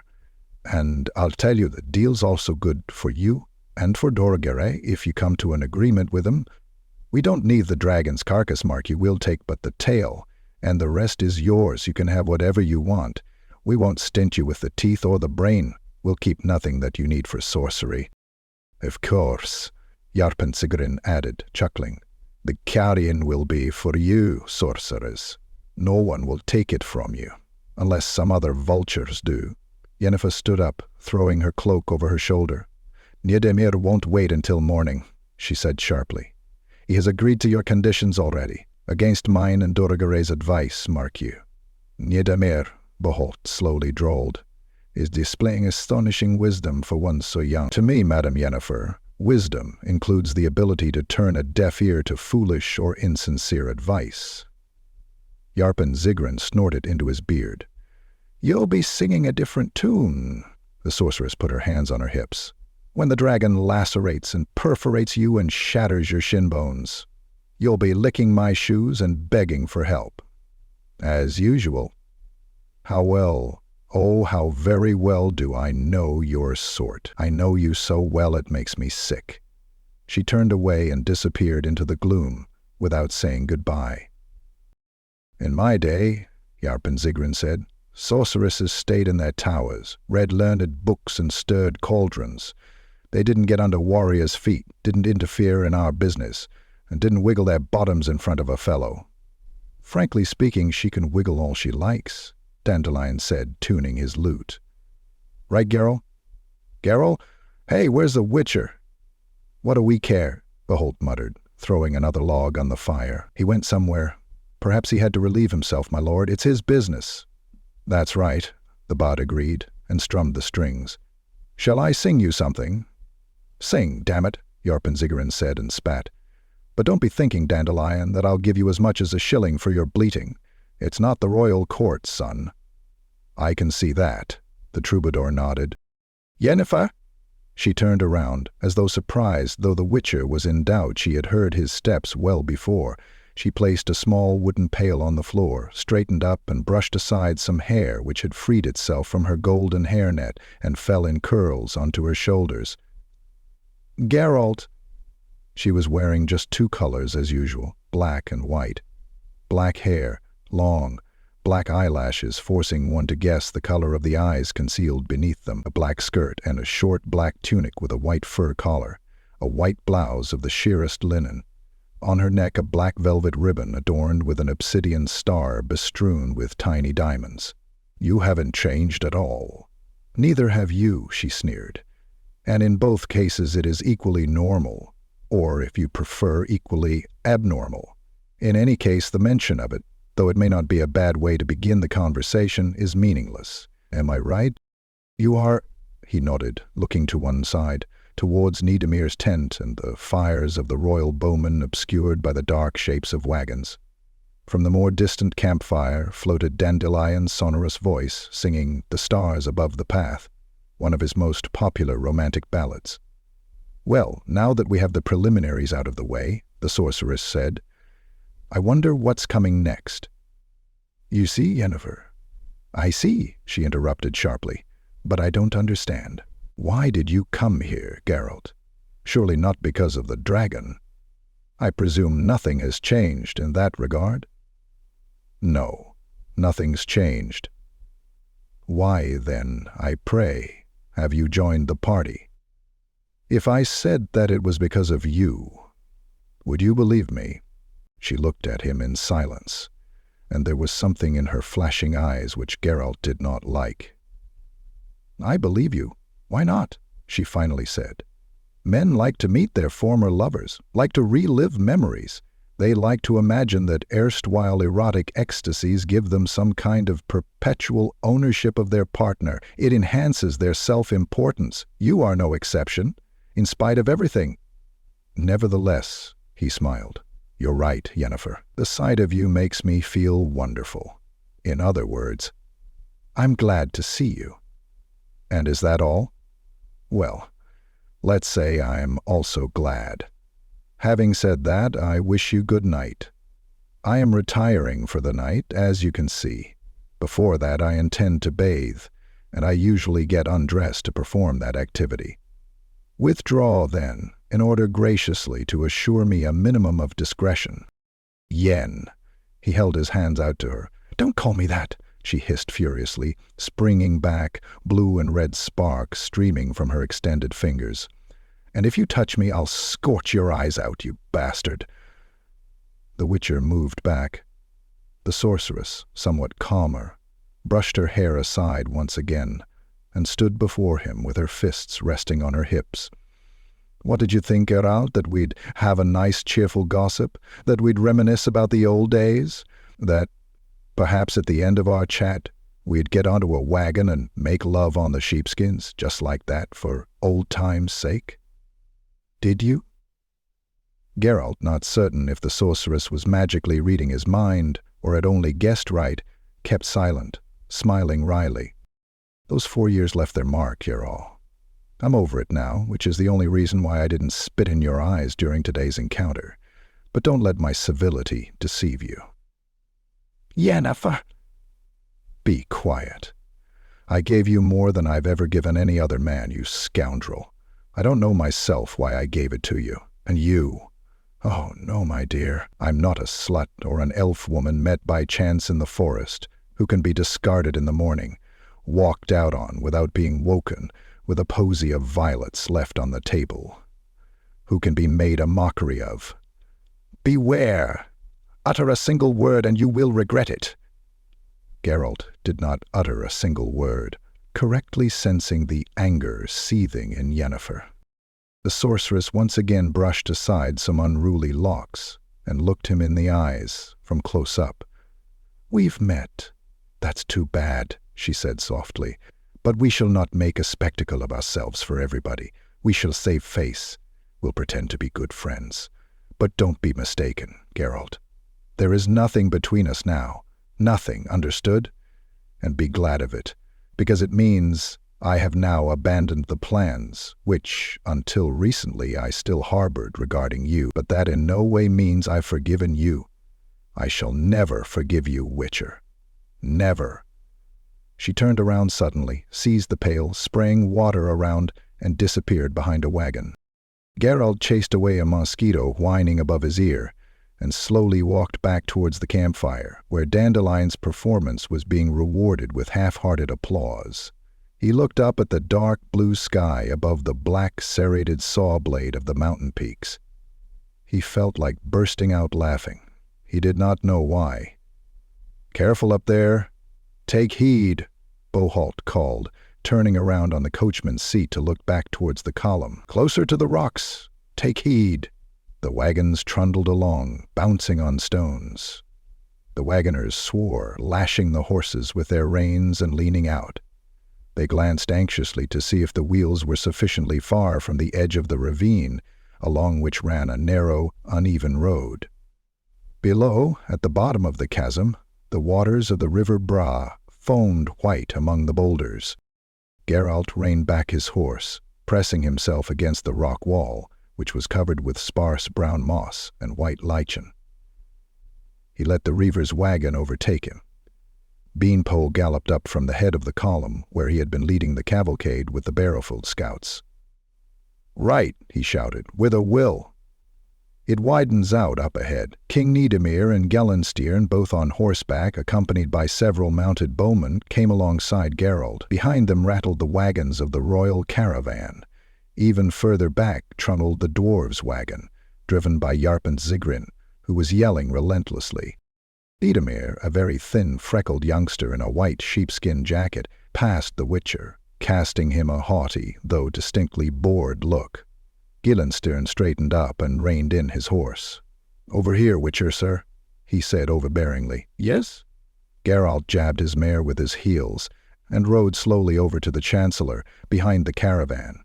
He was astonished that in spite of having such an impressive paunch, Gellenstein preferred horseback to a comfortable ride in a wagon. "Yesterday," Gellenstein said, gently tugging his gold-studded reins and throwing a turquoise cape off his shoulder. "Yesterday you said the dragon does not interest you. What does interest you, then, Witcher, sir? Why do you ride with us? It's a free country, Chancellor. For the moment. But in this cortege, my dear Gellet, everyone should know his place, and the role he is to fulfill, according to the will of King Niedemir. Do you comprehend that? What are you driving at, my dear Gellenstein? I shall tell you. I've heard that it has recently become tiresome to negotiate with you witches. The thing is that whenever a witcher is shown a monster to be killed, the witcher, rather than take his sword and slaughter it, begins to ponder whether it is right, whether it is transgressing the limits of what is possible, whether it is not contrary to the code, and whether the monster really is a monster, as though it wasn't clear at first glance. It seems to me that you are simply doing too well. My day, witchers didn't have 2 pennies to rub together, just 2 stinking boots. They didn't question, they slaughtered what they were ordered to, whether it was a werewolf, a dragon, or a tax collector. All that counted was a clean cut. So, Geralt, do you have a job from me, Gellenstein? The Witcher asked coldly. If so, tell me what. I'll think it over. But if you don't, there's no sense wasting our breath, is there? Job, the Chancellor sighed. No, I don't. This all concerns a dragon, and that clearly transgresses your limits, Witcher, so I prefer the Reavers. I merely wanted to alert you, warn you. King Nidemir and I may tolerate the whims of witchers and their classification of monsters into good and bad, but we do not wish to hear about them, much less see them effected in our presence. Don't meddle in royal matters, Witcher, and don't consort with Doragera. I am not accustomed to consorting with sorcerers. Why such an inference? Dordregere, Gellenstein said, surpasses even witches with his whims. He does not stop at categorizing monsters into good and bad. He considers them all good. That's overstating the case somewhat, clearly, but he defends his views with astonishing obstinacy. I truly would not be surprised if something befell him, and the fact he joined us, keeping such curious company. I am not Dordregere's companion, neither is he mine.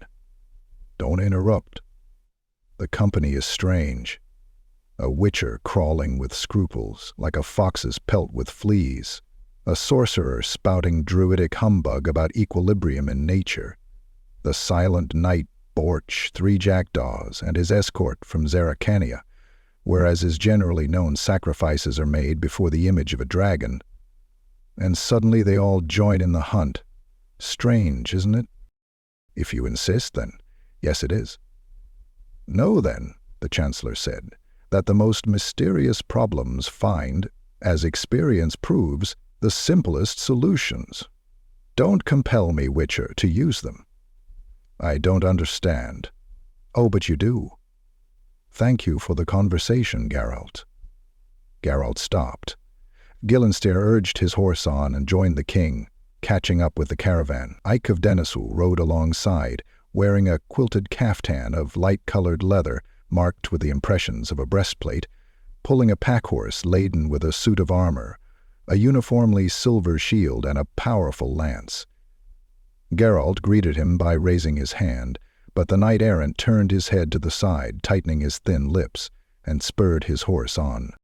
"He isn't keen on you," Doregere said, riding over. "Eh, Geralt?" "Clearly. Competition, isn't it? The two of you have similar occupations, except that Ake is an idealist, and you are a professional, a minor difference, particularly for the ones you kill. Don't compare me to Ake, Doregere. The devil knows who you wrong with that comparison, him or me, but don't compare us. As you wish. To me, frankly speaking, you are equally loathsome. Thank you." "Don't mention it." The sorcerer patted the neck of his horse, which had been scared by all the yelling from Yarpen and his dwarves. "To me, Witcher, calling killing a vocation is loathsome, low and nonsensical. Our world is in equilibrium. The annihilation, the killing, of any creatures that inhabit this world upsets that equilibrium, and a lack of equilibrium brings closer extinction. Extinction, and the end of the world as we know it. A druidic theory." Geralt pronounced. "I know it. An old hierophant expounded it to me once back in Rivia. 2 days after our conversation he was torn apart by were-rats. It was impossible to prove any upset in equilibrium. The world, I repeat," Doregere glanced at him indifferently, "is in equilibrium. Natural equilibrium. Every species has its own natural enemies. Every one is the natural enemy of other species. That also includes humans, the extermination of the natural enemies of humans, which you dedicate yourself to, and which one can begin to observe, threatens the degeneration of the race." "Do you know what, sorcerer?" Geralt said, annoyed. "One day, take yourself to a mother whose child has been devoured by a basilisk, and tell her she ought to be glad, because thanks to that the human race has escaped degeneration. See what she says to you." "A good argument, Witcher," Yennefer said, riding up to them on her large black horse. "And you, Doregere, be careful what you say. I'm not accustomed to concealing my views." Yennefer rode between them. The Witcher noticed that the golden hairnet had been replaced by a rolled-up white kerchief. "Start concealing them as quickly as possible, Doregere," she said, "especially before Niadamir and the Reavers, who already suspect you plan to interfere in the killing of the dragon. As long as you only talk, they treat you like a harmless maniac. If, however, you try to start anything, they'll break your neck before you manage to let out a sigh." The sorcerer smiled contemptuously and condescendingly. "And besides," Yennefer continued, "by expressing those views you damage the solemnity of our profession and vocation." "How so?" "You can apply your theory to all sorts of creatures and vermin, Doregere, but not to dragons. For dragons are the natural, greatest enemies of man. And I do not refer to the degeneration of the human race, but to its survival. In order to survive, one has to crush one's enemies, enemies which might prevent that survival. Dragons aren't man's enemies," Geralt broke in. The sorceress looked at him and smiled, but only with her lips. "In that matter," she said, "leave the judging to us humans. Your role, Witcher, is not to judge, it's to get a job done. Like a programmed, servile golem?" "That was your comparison, not mine," Yennefer replied coldly. But both's apt." "Yennefer," Doregere said, "for a woman of your education and age, you are coming out with some astonishing tripe. Why is it that dragons have been promoted in your eyes to become the foremost enemies of man? Why not other 100-fold more dangerous creatures, those that have 100-fold more victims on their consciences than dragons? Why not hiracas, forktails, manticores, amphispinas, or griffins? Why not wolves? I'll tell you why not. The advantage of men over other races and species, the fight for their due place in nature, for living space, can only be won when nomadism, wandering from place to place in search of sustenance in accordance with nature's calendar, is finally eliminated. Otherwise, the proper rhythm of reproduction will not be achieved, since human children are dependent for too long. Only a woman safe and secure behind town walls or in a stronghold can bear children according to the proper rhythm, which means once a year. Fecundity, de grege, is growth, is the condition for survival and domination. And now we come to dragons. Only a dragon, and no other monster, can threaten a town or stronghold. Were dragons not to be wiped out, people would, for their own safety, disperse instead of cleaving together, because dragons' fire in a densely populated settlement is a nightmare, means hundreds of victims, and terrible destruction. That is why dragons must be utterly wiped out, Doragare. Doragare looked at her with a strange smile on his face. Do you know what, Yennefer? I wouldn't like to see the day your idea of the dominance of man comes about, when people like you will occupy their due place in nature. Fortunately, it will never come to that. You would rather poison or slaughter each other, expire from typhoid fever and typhus, because it is filth and lice and not dragons, which threaten your splendid cities, where women are delivered of children once a year, but where only one newborn baby in 10 lives longer than 10 days.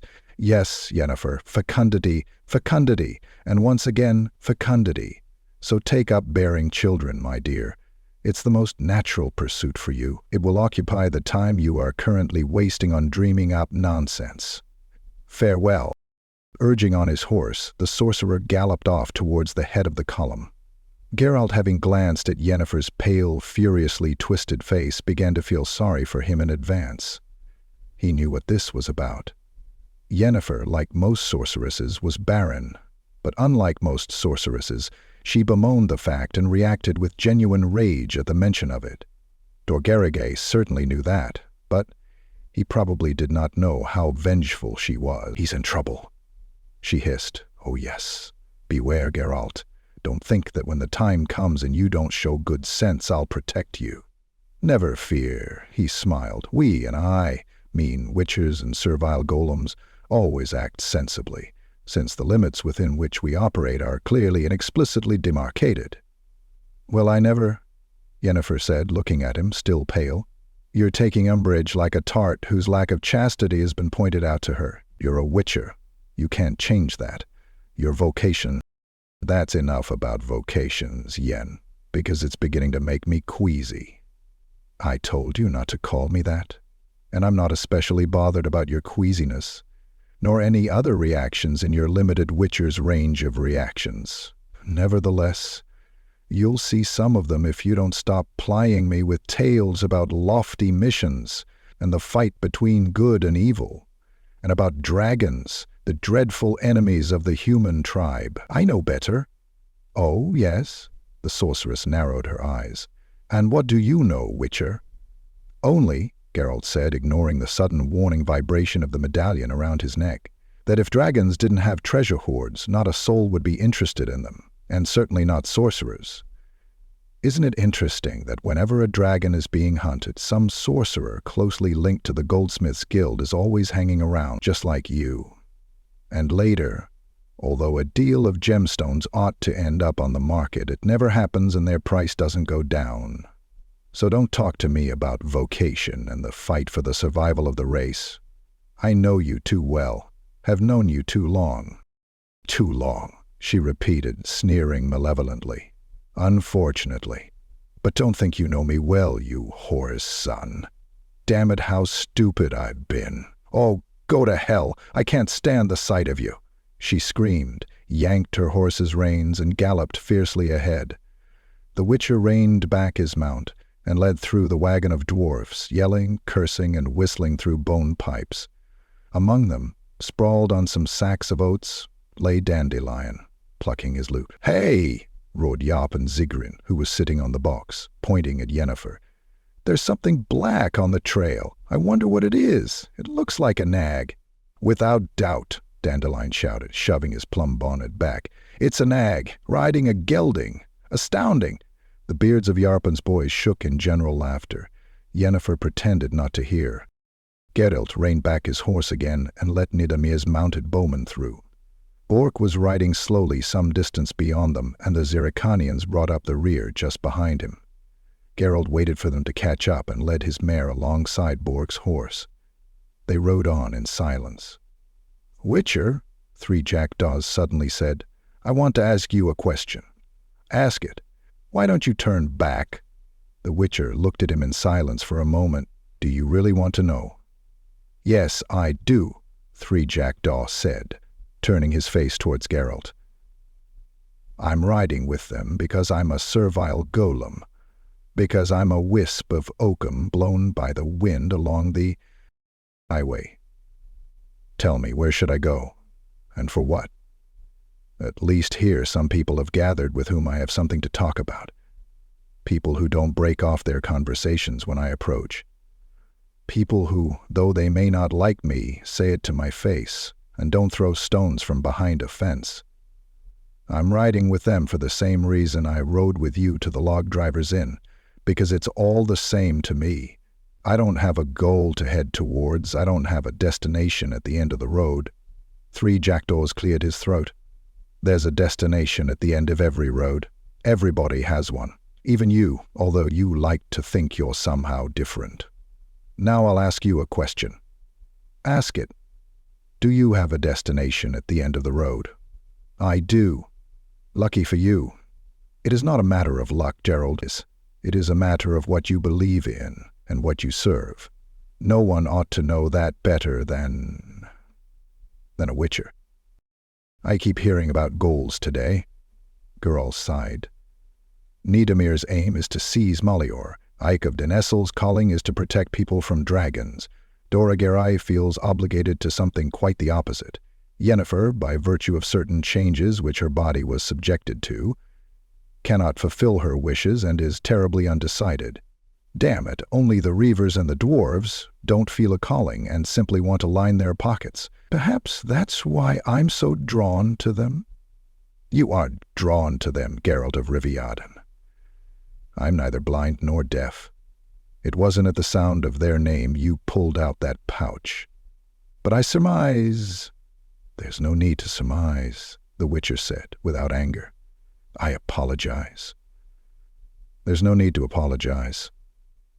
They reined back their horses just in time in order not to ride into the column of bowmen from Kingorn, which had suddenly been called to a halt. "What has happened?" Geralt stood up in his stirrups. "Why have we stopped?"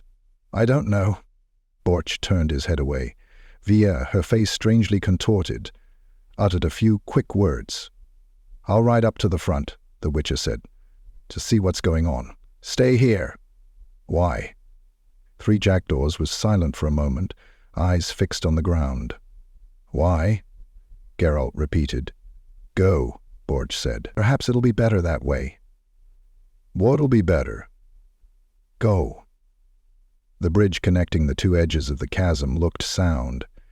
It was built from thick pine timbers and supported on a quadrangular pier, against which the current crashed and roared in long strands of foam. "Hey, Beanpole!" yelled Boholt, who was driving the wagon. "Why have you stopped?" "I don't know if the bridge will hold." "Why are we taking this road?" Gellenstein asked, riding over. "It's not to my liking to take the wagons across the bridge." "Hey, cobbler! Why are you leading us this way and not by the trail?" "The trail continues on towards the west, doesn't it?"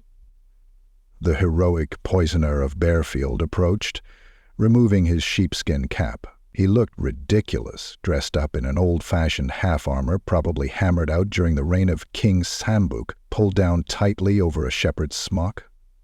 "The road's shorter this way, Your Majesty," he said. not to the Chancellor but directly to Niedermir, whose face still expressed thoroughly excruciated boredom. "How is that?" Guildenstern asked, frowning. Niedermir did not even grace the cobbler with a more attentive glance. "Them's," Sheepbagger said, indicating the 3 notched peaks towering over the surrounding area, "is Kiava, Great Kestrel, and Harbinger's Fang. The trail leads toward the ruins of the old stronghold and skirts around Kiava from the north, beyond the river's source.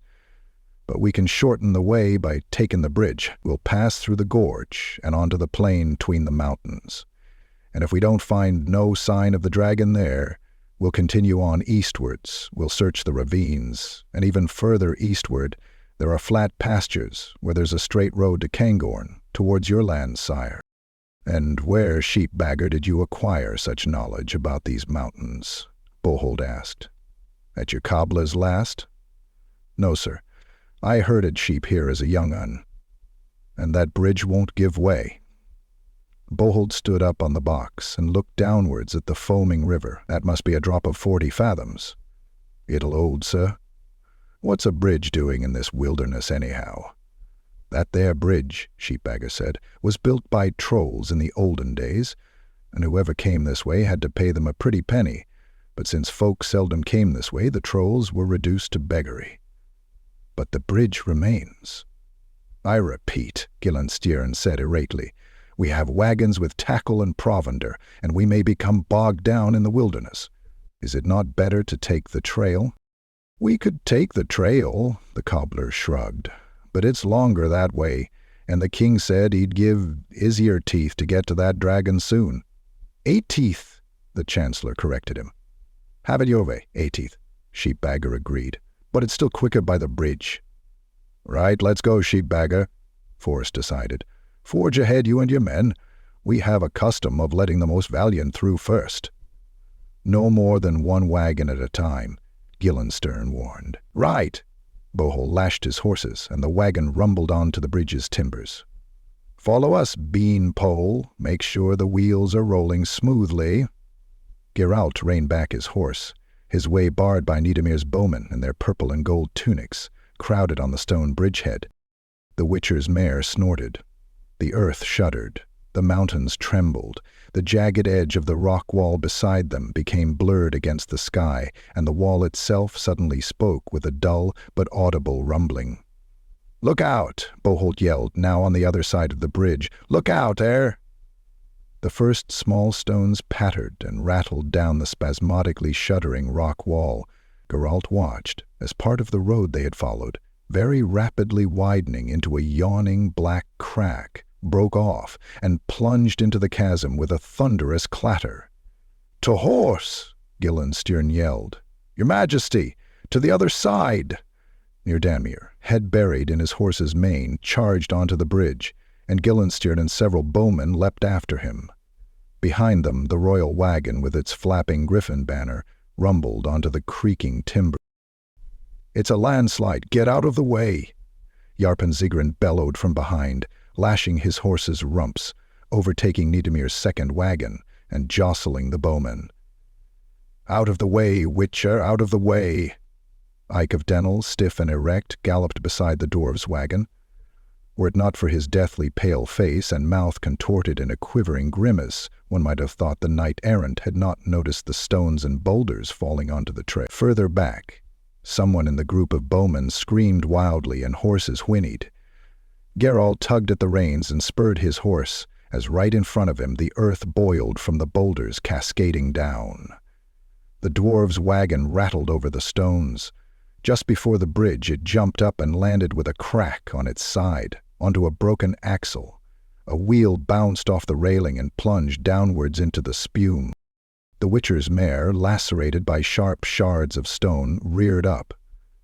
Geralt tried to dismount, but caught his boot buckle in the stirrup and fell to the side onto the trail.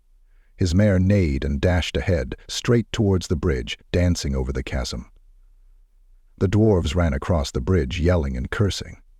"Hurry, Geralt!" Dandelion yelled, running behind him and looking back. "Jump on, Witcher!" Dor Gregory called, threshing about in the saddle, struggling to control his terrified horse. Further back, behind them, the entire road was engulfed in a cloud of dust stirred up by falling rocks, shattering Nidamir's wagons. The Witcher seized the straps of the sorcerer's saddlebags. He heard a cry. Yennefer had fallen with her horse, rolled to the side, away from the wildly kicking hooves, and flattened herself to the ground, shielding her head with her arms. The Witcher let go of the saddle, ran towards her, diving into the deluge of stones and leaping across the rift opening under his feet. Yennefer, yanked by the arm, got up onto her knees. Her eyes were wide open, and the trickle of blood running down from her cut brow had already reached her ear. "Stand up, Yen! Geralt! Look out!" An enormous, flat block of stone, scraping against the side of the rock wall with a grinding, clattering sound, slid down and plummeted towards them. Geralt dropped, shielding the sorceress with his body. At the very same moment the block exploded, bursting into a billion fragments, which rained down on them, stinging like wasps. "Quick!" Dorgare cried. Brandishing his wand atop the skittering horse, he blasted more boulders which were tumbling down from the cliff into dust. "Onto the bridge, Witcher!" Yennefer waved a hand, bending her fingers and shrieking incomprehensibly. As the stones came into contact with the bluish hemisphere which had suddenly materialized above their heads, they vaporized, like drops of water falling on red-hot metal. "Onto the bridge, Geralt!" the sorceress yelled. "Stay close to me!" They ran, following Dorgare and several fleeing bowmen. The bridge rocked and creaked, the timbers bending in all directions as it flung them from railing to railing. "Quick!" The bridge suddenly slumped with a piercing, penetrating crack, and the half they had just crossed broke off, tumbling with a clatter into the gulf, taking the dwarves' wagon with it, which shattered against the rocky teeth to the sound of the horses' frantic whinnying. The part they were now standing on was still intact, but Geralt suddenly realized they were now running upwards across a rapidly tilting slope. Yennefer panted a curse. "Get down, Yen! Hang on!" The rest of the bridge grated, cracked, and sagged into a ramp. They fell with it, digging their fingers into the cracks between the timbers. Yennefer could not hold on. She squealed like a little girl and dropped. Geralt, hanging on with one hand, drew a dagger, plunged the blade between the timbers and seized the haft in both hands. His elbow joints creaked as Yennefer tugged him down, suspended by the belt and scabbard slung across his back. The bridge made a cracking noise again and tilted even more, almost vertically. "Yen!" the Witcher grunted. "Do something! Cast a bloody spell!" "I'm hanging on." "Free one of your hands! I can't!" "Hey!" Dandelion yelled from above. "Can you hold on? Hey!" Geralt did not deign to reply. "Throw down a rope!" Dandelion bellowed. "Quickly, damn it!" The Reavers, the dwarves, and Gillensteer appeared beside the troubadour. Geralt heard Boholt's quiet words. "Wait, Busker. She'll soon fall. Then we'll pull the Witcher up."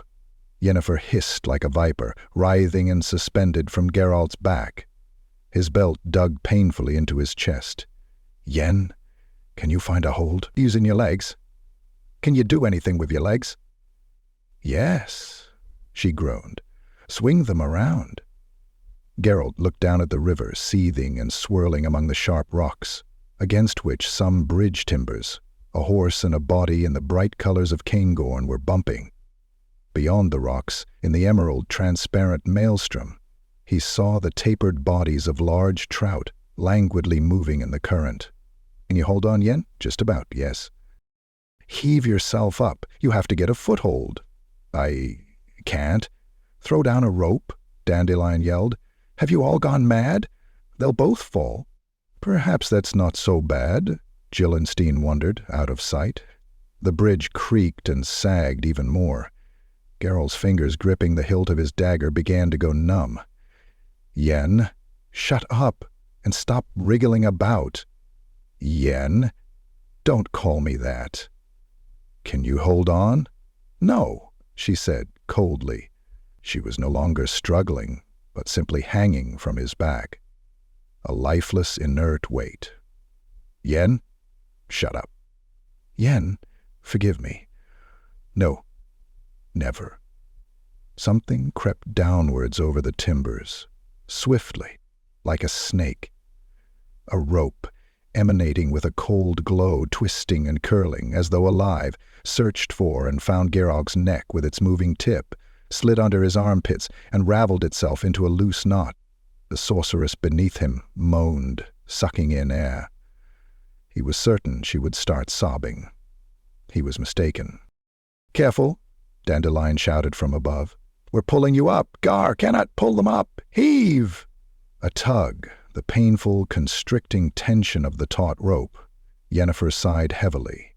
They quickly traveled upwards, bellies scraping against the coarse timbers. At the top, Yennefer was the first to stand up. "We saved but one wagon from the entire caravan, Your Majesty," Gellenstein said, "not counting the Reaver's wagon. 7 bowmen remain from the troop. There's no longer a road on the far side of the chasm, just scree and a smooth wall as far as the breach permits one to look. We know not if anyone survived of those who remained when the bridge collapsed." Andemir did not answer. Ike of Dennis, standing erect, stood before the king, staring at him with shining, feverish eyes. "The ire of the gods is hounding us," he said, raising his arms. "We have sinned, King Nirdamir. It was a sacred expedition, an expedition against evil. For the dragon is evil, yes, each dragon is evil incarnate. I do not pass by evil indifferently. I crush it beneath my foot. Annihilate it, just as the gods and the Holy Book demand." "What is he driveling on about?" Bolt asked, frowning.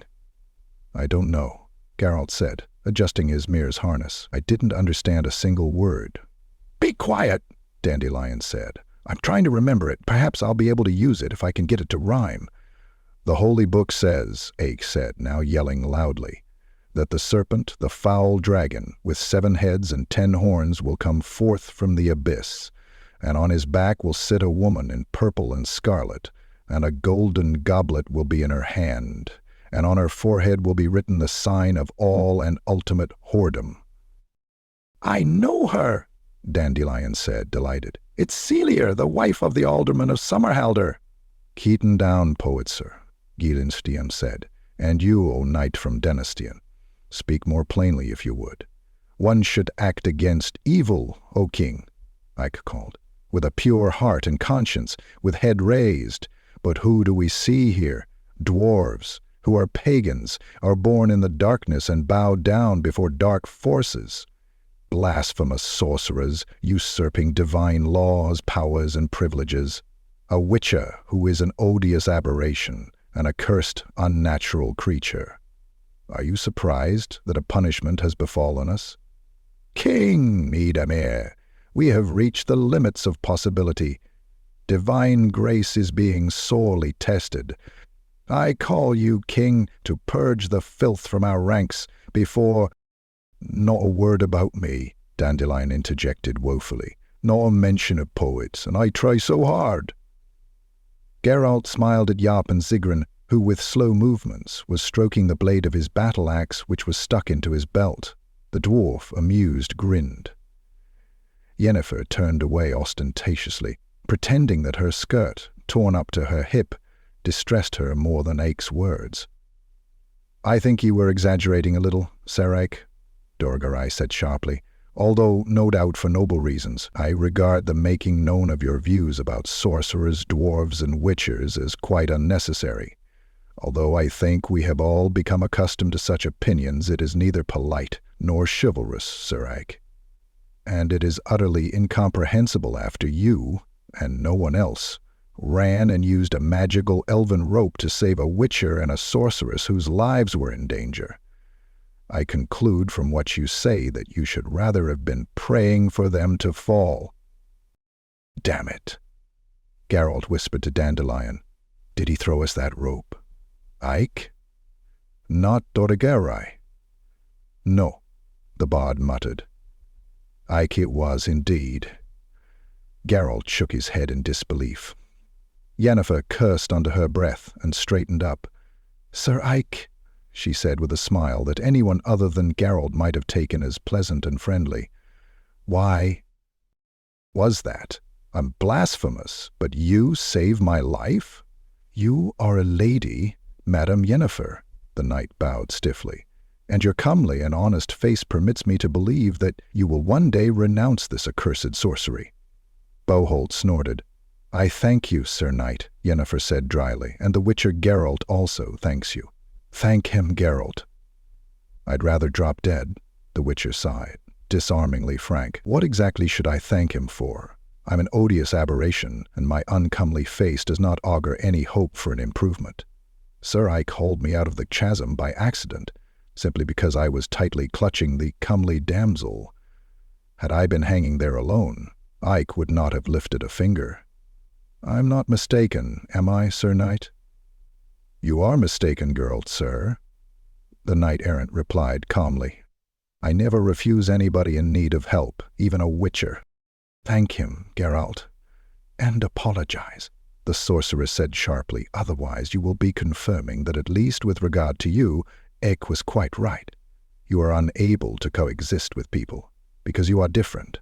Your participation in this expedition is a mistake. A nonsensical purpose brought you here. Thus it would be sensible to leave the party. I think you understand that now. And if not, it's time you did. What purpose are you talking about, madam? Gillenstieren cut in. The sorceress looked at him, but did not answer. Dandelion and Yarben Zigrin smiled meaningfully at each other, but so that the sorceress would not notice. The Witcher looked into Yennefer's eyes. They were cold. I apologize and thank you, O Knight of Dennisler, he bowed.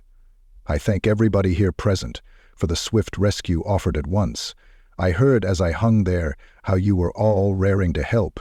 I ask everybody here present for forgiveness, with the exception of the noble Yennefer, whom I thank, but ask for nothing. Farewell. The dregs leave the company of their own free will, because these dregs have had enough of you. Goodbye, Dandelion. Hey, Geralt, Boherd called. Don't pout like a maiden. Don't make a mountain out of a molehill. To hell with... Look out, everyone, Vile! Hurrah! Sheepbagger and several members of the Bearfield Constabulary, who had been sent ahead to reconnoiter, were running back from the narrow opening to the gorge. What is it? Why is he bellowing like that? Gar lifted his head up. Good people, your excellencies, the cobbler panted. Get out, man, Gillenstein said, hooking his thumbs into his golden belt. A dragon. There's a dragon there. Where? Beyond the gorge, on level ground. Sire, he... To horse, Gillenstein ordered. Gar, Boholt yelled. Onto the wagon. Beanful, get mounted and follow me. Look lively, lads, Yarpen Zigrin roared. Look lively, by thunder. Wait for me. Dandelion slung his lute over his shoulder. Geralt, take me with you. Jump on. The gorge ended in a mound of light-colored rocks, which gradually thinned out, creating an irregular ring. Beyond them, the ground descended gently into a grassy, undulating mountain pasture, enclosed on all sides by limestone walls, gaping with thousands of openings. 3 narrow canyons, the mouths of dried-up streams, opened out onto the pasture. Boholt, the first to gallop to the barrier of rocks, suddenly reined in his horse and stood up in his stirrups. Oh, hell, he said. Oh, bloody hell. It can't be. What? Dorigerai asked, riding up. Beside him, Yennefer, dismounting from the Reaver's wagon, pressed her chest against the rocky block, peeped out, moved back and rubbed her eyes. What is it? Dandelion shouted, leaning out from behind Geralt's back.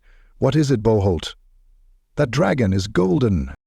No further than 100 paces from the gorge's rocky entrance from which they had emerged, on the road to the northward leading canyon, on a gently curving, low hill, sat the creature.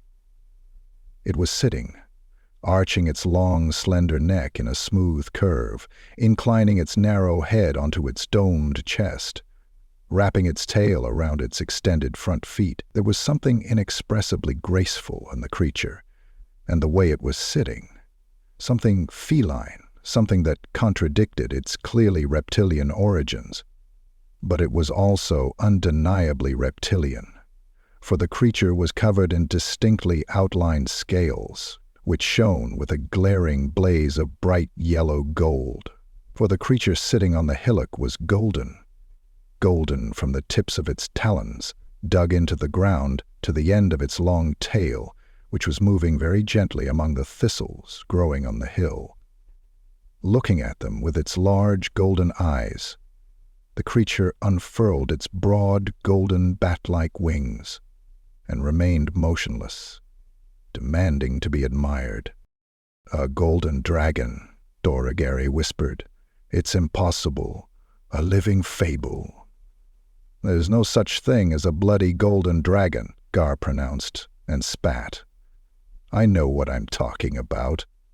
"Then what's sitting on that hillock?" Dandelion asked pointedly. "It's some kind of trickery." "An illusion." "It is not an illusion," Yennefer said. "An absolutely genuine golden dragon." "Golden dragons only exist in fables." "Stop that, all of you," Boholt suddenly broke in. "There's no point getting worked up. Any blockhead can see it's a golden dragon, and what difference does it make, my lords, if it's golden lapis lazuli, shit-colored, or checkered? It's not that big. We'll sort it out in no time. Beanpole, Gar, clear the debris off the wagon and get the gear out." "What's the difference if it's golden or not?" "There is a difference, Boholt," Beanpole said, "and a vital one. That isn't the dragon we're stalking. Not the one that was poisoned outside Bearfield, which is now sitting in its cave on a pile of ore and jewels. That one's just sitting on its arse. What bloody use is it to us?" "That dragon is golden, Kennet," Yarpen Sigrin snarled. "Have you ever seen anything like it? Don't you understand? We'll get more for its hide than we would for a normal treasure hoard." "And without flooding the market with precious stones," Yennefer added, smiling unpleasantly. "Yarpen's right. The agreement is still binding. Quite something to divide up, isn't it?" "Hey, Bohort!" Gar shouted from the wagon, where he was clattering amongst the tackle. "What shall we equip ourselves and the horses with? What could that golden reptile belch, hey? Fire? Acid? Steam?" "Haven't got an effing clue," Bohart said, sounding worried. "Hey, sorcerers, anything in the fables about golden dragons, about how to kill them?" "How do you kill them?" "The usual way," Sheepbagger suddenly shouted. "No point pondering. Give us an animal, we'll stuff it full of something poisonous and feed it to the reptile, and good riddance." Dorgare looked askance at the cobbler. Bohart spat, and Dandelion turned his head away with a grimace of disgust. Yarpen smiled repulsively, hands on hips. "What are you looking at?" Sheepbagger asked. "Let's get to work. We have to decide what to stuff the carcass with so the reptile quickly perishes. It is to be something which is extremely toxic, poisonous, or rotten." "Aha!" the dwarf spoke, still smiling. "Well, what poisonous, foul, and stinks? Do you know what, Sheepbagger? Looks like it's you." "What?" "You bloody heard." "Get lost, Bodger, out of my sight." "Lord Dargary," Baldwin said, walking over to the sorcerer, "make yourself useful. Call to mind some fables and tales. What do you know about golden dragons?" The sorcerer smiled, straightening up self-impotently. "What do I know about golden dragons, you ask? Not much, but enough. We're listening. Listen, and listen attentively. Over there, before us, sits a golden dragon, a living legend, possibly the last and only creature of its kind to have survived your murderous frenzy. One doesn't kill legends. I, Doragare, will not allow you to touch that dragon. Is that understood? You can get packed, fasten your saddlebags, and go home." Gerald was convinced an uproar would ensue. He was mistaken. "Noble sorcerer, sir," Gielenstier's voice interrupted the silence. "Heed what and to whom you speak. King Nieldermere may order you, Doragare, to fasten your saddlebags and go to hell, but not the other way around. Is that clear?" "No," the sorcerer said proudly. "It is not, for I am Master Doragare, and will not be ordered around by someone whose kingdom encompasses an area visible from the height of the palisade on a mangy, filthy, stinking stronghold. Do you know, Lord Gielenstier, That were I to speak a charm and wave my hand, you would change into a cowpat, and your underage king into something ineffably worse. Is that clear?" Gillensteer did not manage to answer, for Boholt walked up to Dregeray, caught him by the shoulder and pulled him around to face him. Gar and Beanpole, silent and grim, appeared from behind Boholt. "Just listen, magician sir," the enormous Reaver said. "Before you wave that hand, listen to me. I could spend a long time explaining what I would do with your prohibitions, your fables, and your foolish chatter, but I have no wish to. Let this suffice as my answer." Boholt placed a finger against his nose, and from a short distance ejected the contents onto the toes of the sorcerer's boots. Beauregaray blanched, but did not move. He saw, as everyone did, the morning star mace on a cubit-long shaft hanging low at Gar's side. He knew, as everyone did, that the time he needed to cast a spell was incomparably longer than the time Gar needed to smash his head to pieces. "Very well," Boholt said. "And now move nicely out of the way, your lordship. And should the desire to open your gob occur to you, quickly shove a bunch of grass into it, because if I hear you whining again, I'll give you something to remember me by." Boholt turned away and rubbed his hands. "Right, Gar, Beanpole, let's get to work, 'cause that reptile won't hang around forever." "Doesn't seem to be planning on going anywhere," Dandelion said, looking at the foreground. "Look at it." The golden dragon on the hill yawned, lifted its head, waved its wings, and lashed the ground with its tail. "King Niramir, and you, knights!" it yelled with a roar like a brass trumpet. "I am the dragon, Virintretenmerth. As I see the landslide which, though I say it, as shouldn't send down your heads, did not completely stop you. You have come this far. As you know, there are only 3 ways out of this valley: east, towards Bearfield, and west, towards Cairngorm. And you may use those roads.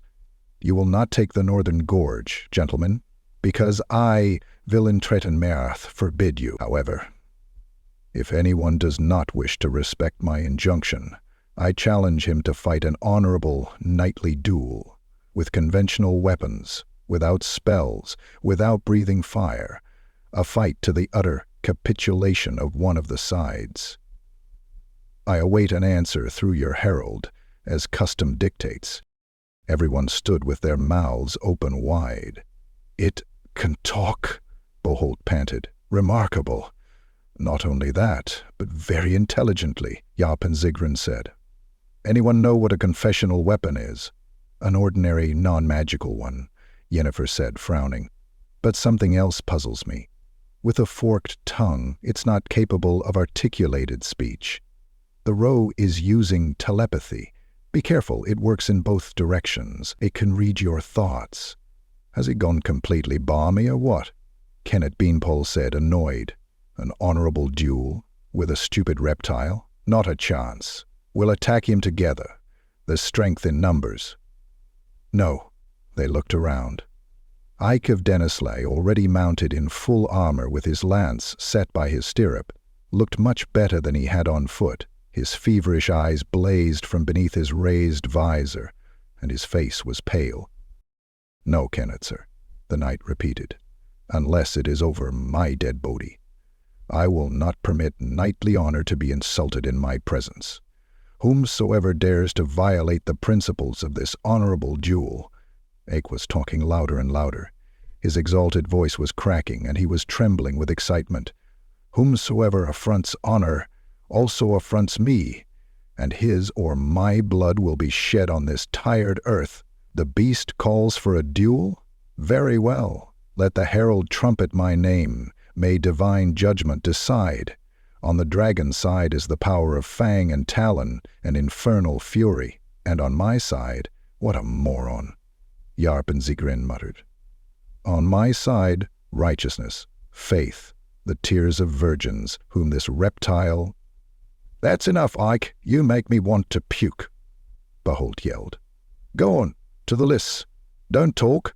Set about that dragon." "Wait, Boholt, wait," one of the dwarves, tugging on his beard, suddenly said. Forgotten about the agreement? If Ike lays low the serpent, he'll take half—" "Ike won't take anything," Boholt grinned.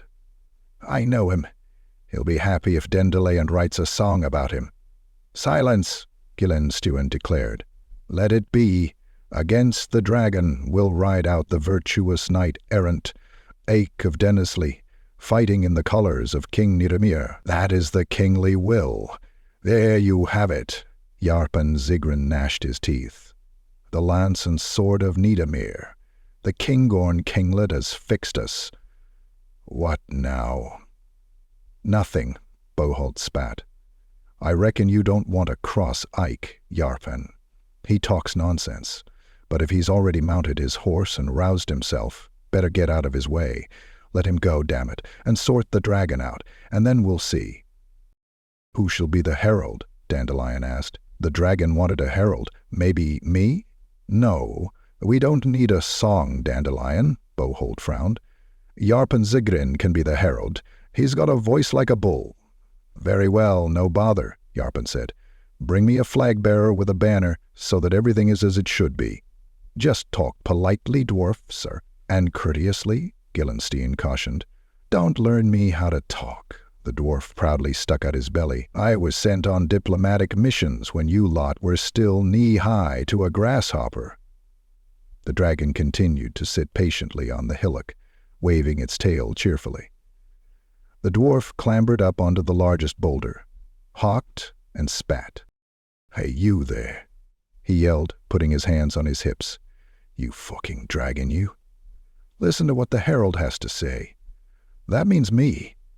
The first one to take you on honorably will be the meandering knight, Ake of Dennesley, and he will stick his lance in your paunch, according to the holy custom, to your confusion, and to the joy of poor virgins and King Nidemir. It will be a fair fight and honorable. Breathing fire is not allowed, and you may only lambaste the other confessionally until the other gives up the ghost or expires, which we sincerely wish on you. Understood, dragon?"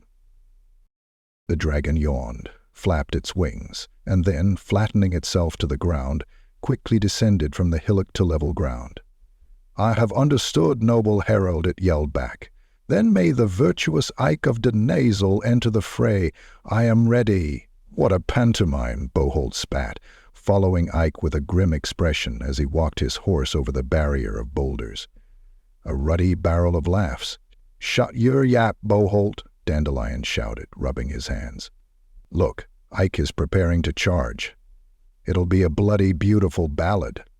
"Hurrah! Long live Ike!" someone shouted from Nidemir's troop of bowmen. "And I," Sheepbagger said gloomily, "would still have stuffed him full of brimstone, just to be certain." Ike, already in the field, saluted the dragon with his upraised lance, slammed down his visor, and struck his horse with his spurs.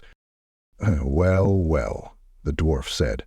"He may be stupid, but he knows how to charge. Look at him go." Ike leant forward, braced in the saddle, lowered his lance at full gallop. The dragon, contrary to Geralt's expectations, did not leap aside, did not move in a semicircle, but, flattened to the ground, rushed straight at the attacking knight. Hit him, Ike!" Yarpen yelled. Ike, although in full gallop, did not strike headlong, straight ahead. At the last moment he nimbly changed direction, shifting the lance over his horse's head. Flashing past the dragon, he thrust with all his might, standing up in the stirrups. Everybody shouted in unison. Geralt did not join in with the choir.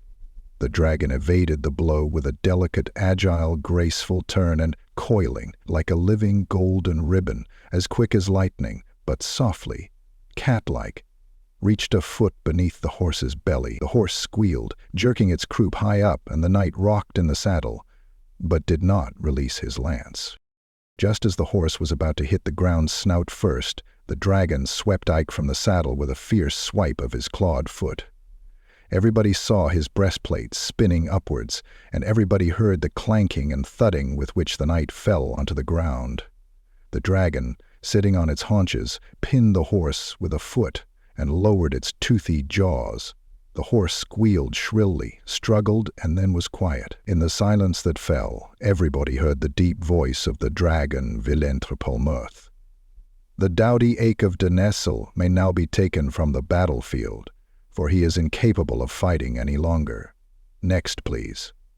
Oh, fuck, Jaap and Zigrin said in the silence that followed.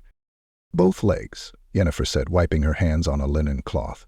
And probably something with his spine. The armor on his back is dented as though he'd been hit by a pile driver. He injured his legs with his own lance. He won't be mounting a horse for some time, if he ever mounts one again. Professional hazard, Geralt muttered. The sorceress frowned. Is that all you have to say? And what else would you like to hear, Yennefer? That dragon is unbelievably fast, Geralt. Too fast for a man to fight it. I understand. No, Yen, not me. Principles? The sorceress smiled spitefully. Or ordinary, commonplace fear? The only human feeling that wasn't eradicated in you? One and the other, the Witcher agreed dispassionately. What difference does it make? Precisely. Yennefer came closer. None. Principles may be broken, fear can be overcome. Kill that dragon, Geralt. Only. For you? For me. I want that dragon, Geralt, in one piece. I want to have him all for myself. So cast a spell and kill it. No.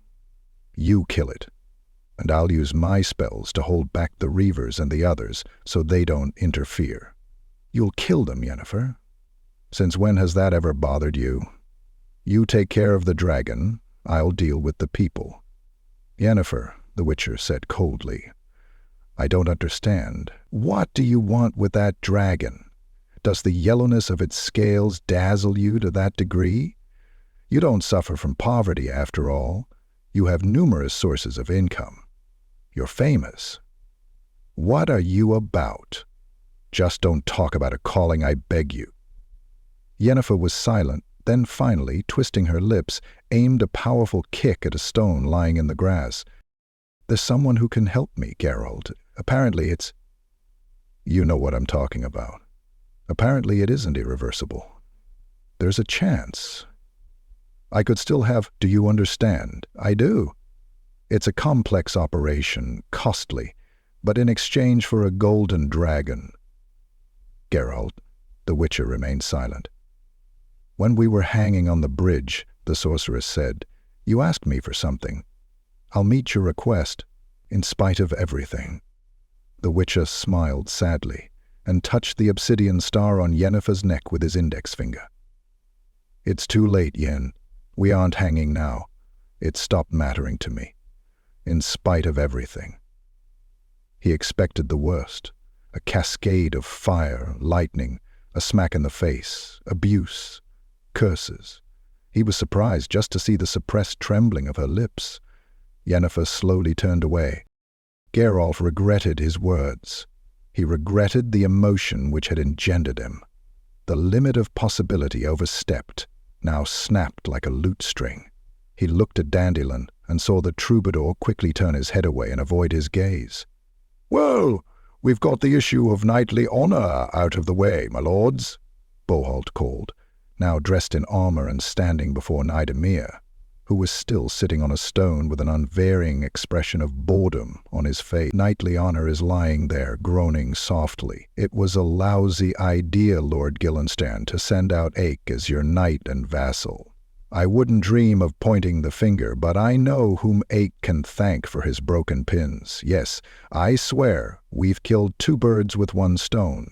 One was a lunatic, insanely reviving the legends of how a bold knight defeats a dragon in a duel, and the other, a swindler, who wanted to make money from it. Do you know who I'm talking about? Killenstein what? Good. And now our move. Now the dragon is ours. Now we, the Reavers, will sort out that dragon, but by ourselves. And the agreement, Bohalt, the Chancellor drawled. What about the agreement? I don't give a shit about the agreement. This is outrageous. This is lèse-majesty. Gillenstein stamped his foot. King Nidemir, what about the king? Bohalt yelled, resting on an enormous two-handed sword. Perhaps the king will personally decide to take on the dragon by himself, or perhaps you, his faithful chancellor, will squeeze your belly into a suit of armor and go into battle. Why not? Please do. We'll wait, my lord. You had your chance, Gillensteern. Had Ike mortally lanced the dragon, you would have taken it in its entirety. Nothing would have been left to us because we hadn't helped. Not one golden scale on its back. But it's too late now. Open your eyes. There's no one to fight under Caingorn's colors. You won't find another chump like Ike. That's not true, the cobbler Sheepbeggar said, hurrying to the king, who was still busy watching a point on the horizon of interest only to him. Oh, king, just wait a little and our men from Bearfield will be arriving. They'll be, ere any moment. To hell with the cocksure nobility. Chase them away. You'll see who is really brave, who is strong in deed, and not just in word. Shut your trap, Beholt said calmly, wiping a spot of rust from his breastplate. Shut your trap, peasant. Because if you don't, I'll shut it so hard I'll shove your teeth down your throat. Sheepbagger, seeing Kennet and Gar approaching, quickly backed away and hid among the Bearfield constables. King, Gellensteern called. O king, what do you command? The expression of boredom suddenly vanished from Nadimir's face. The underage monarch wrinkled his freckly nose and stood up.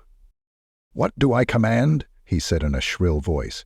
You finally asked, Gillensteern, rather than decide for me and speak for me and on my behalf. I'm very pleased, and may it thus remain, Gillensteern. From this moment you will be silent and listen to my orders. Here is the first of them. Muster the men and order Ike of Denessly be placed on a wagon. We're going back to Caingorn. But, sire— Not a word, Gillensteern. Madam Yennefer, noble lords, I bid you farewell. I've lost some time on this expedition, but have gained much. I have learned a great deal. Thank you for your words, Madam Yennefer. Master Dorgaray, Sir Boholt, and thank you for your silence, Sir Geralt. O king, Gillensteern said. What do you mean? The dragon is in our grasp. It's there for the taking. King, your dream— My dream, Nidamir repeated pensively. I do not have it yet.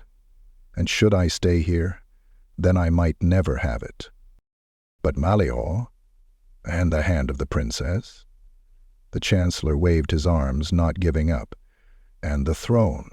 King, the people there will acknowledge you as— I don't give a shit about the people there, as Sir Boholt would say.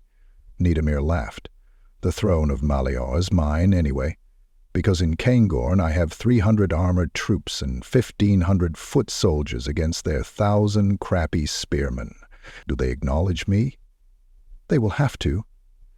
I'll keep hanging, beheading, and dismembering until they do. And their princess is a fat goose, and to hell with her hand, I only need her womb.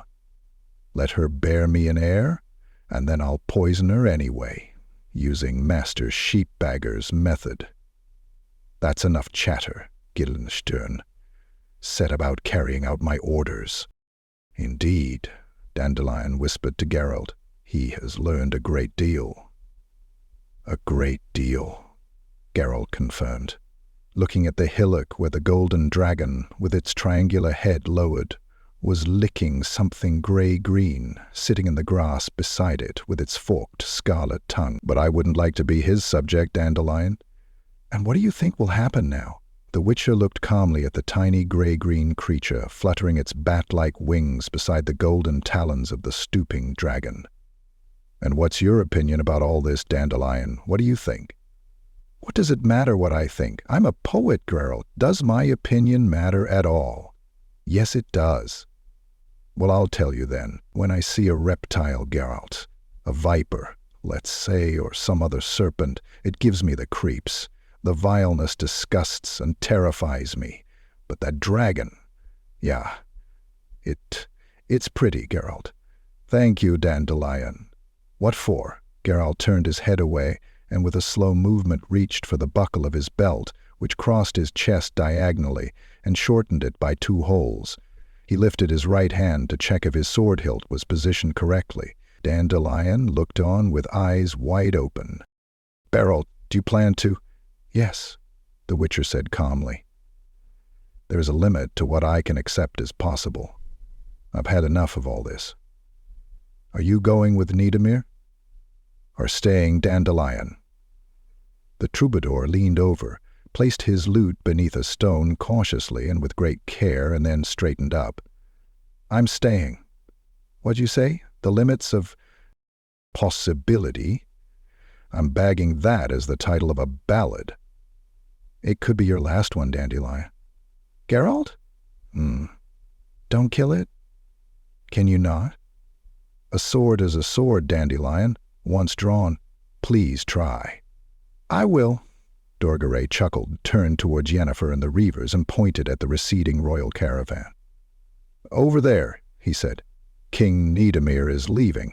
He no longer gives orders through Gellenstein's mouth. He is departing, having demonstrated good sense. I'm glad you're here, Dandelion. I suggest you begin composing a ballad. What about? About, the sorcerer drew his wand from his coat.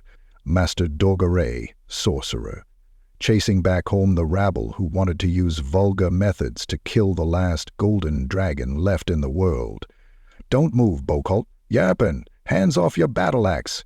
Don't move a muscle, Yennefer. Off you go. Good-for-nothings. Follow the king, like good little boys. Be off. Mount your horses or wagons.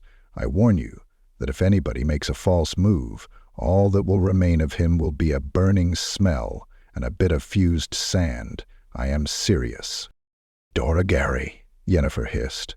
My lord sorcerer, Bohol said conciliatorily. Is this any way to act?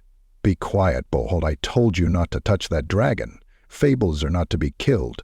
About turn and scram. Yennefer's hand suddenly shot forward, and the ground around Doragary exploded in blue flame, seething in a dust cloud of torn turf and grit. The sorcerer staggered, encircled by fire. Garrity leaped forward and struck him in the face with the heel of his hand. Garagaray fell to the ground, a bolt of red lightning shooting from his wand and harmlessly zapping out among the rocks. Beanpole sprang at him from the other side, kicked the sorcerer to the ground, and took a backswing to repeat the blow. Garrity fell among them, pushed Beanpole away, drew his sword and thrust flat, aiming between the breastplate and the spalder. He was thwarted by Buchholz, who parried the blow with the broad blade of his two-handed sword. Dandelion tried to trip Gar, but ineffectively. Gar clung to the bard's rainbow-hued jerkin and thumped him between the eyes with his fist. Yarpen Zigrin, leaping from behind, tripped Dandelion, hitting him behind his knees with the haft of a hatchet. Geralt spun into a pirouette, evading Boholt's sword, and jabbed at the onrushing Beanpole, tearing off his iron bracer. Beanpole leaped back, tripped and fell over. Boholt grunted and whirled his sword like a scythe. Geralt jumped over the whistling blade, slammed the hilt of his sword into Boholt's breastplate, fended him off, and thrust, aiming for his cheek. Boholt, realizing he could not parry with his heavy sword, threw himself backwards, falling on his back. The Witcher leapt at him, and at that moment felt the earth fall away from under his rapidly numbing feet. He saw the horizon going from horizontal to vertical. Vainly trying to form a protective sign with his fingers, he fell heavily onto the ground on his side, his sword slipping from his numb hand. There was a pounding and a buzzing in his ears. "Tie them up before the spell stops working," Yennefer said, somewhere above and very far away. All three of them, Dorgaray and Geralt, befuddled and paralyzed, allowed themselves to be bound and tethered to a wagon, silently and without resisting.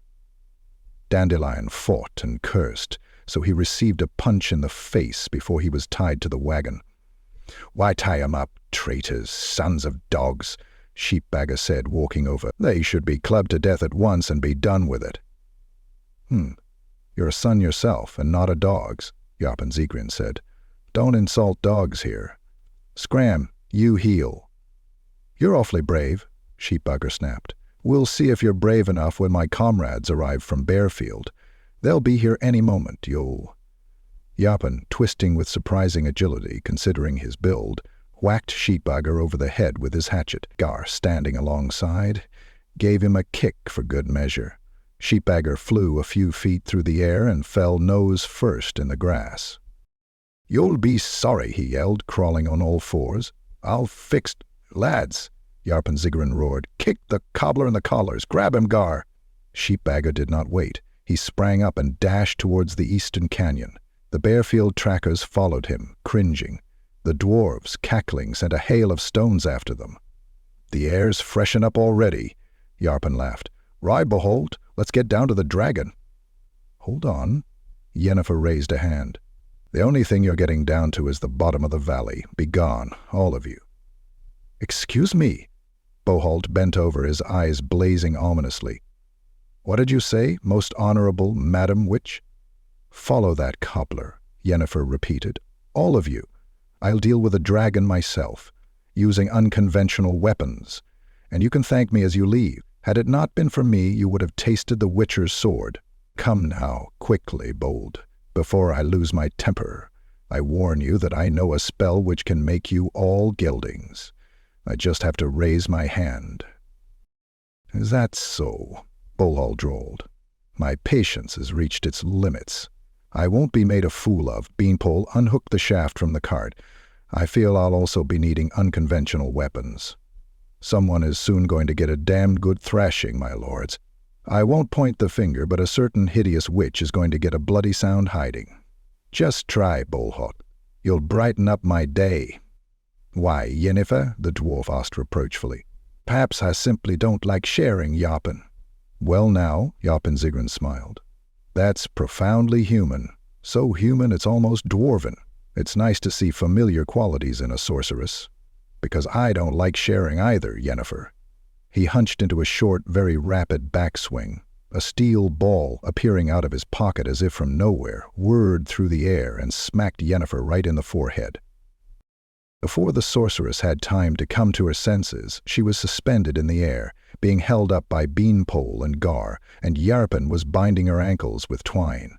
Yennefer screamed furiously, but one of Yarpen's boys threw the wagon's reins over her head from behind and pulled them tight, the leather strap digging into her open mouth, stifling her cries.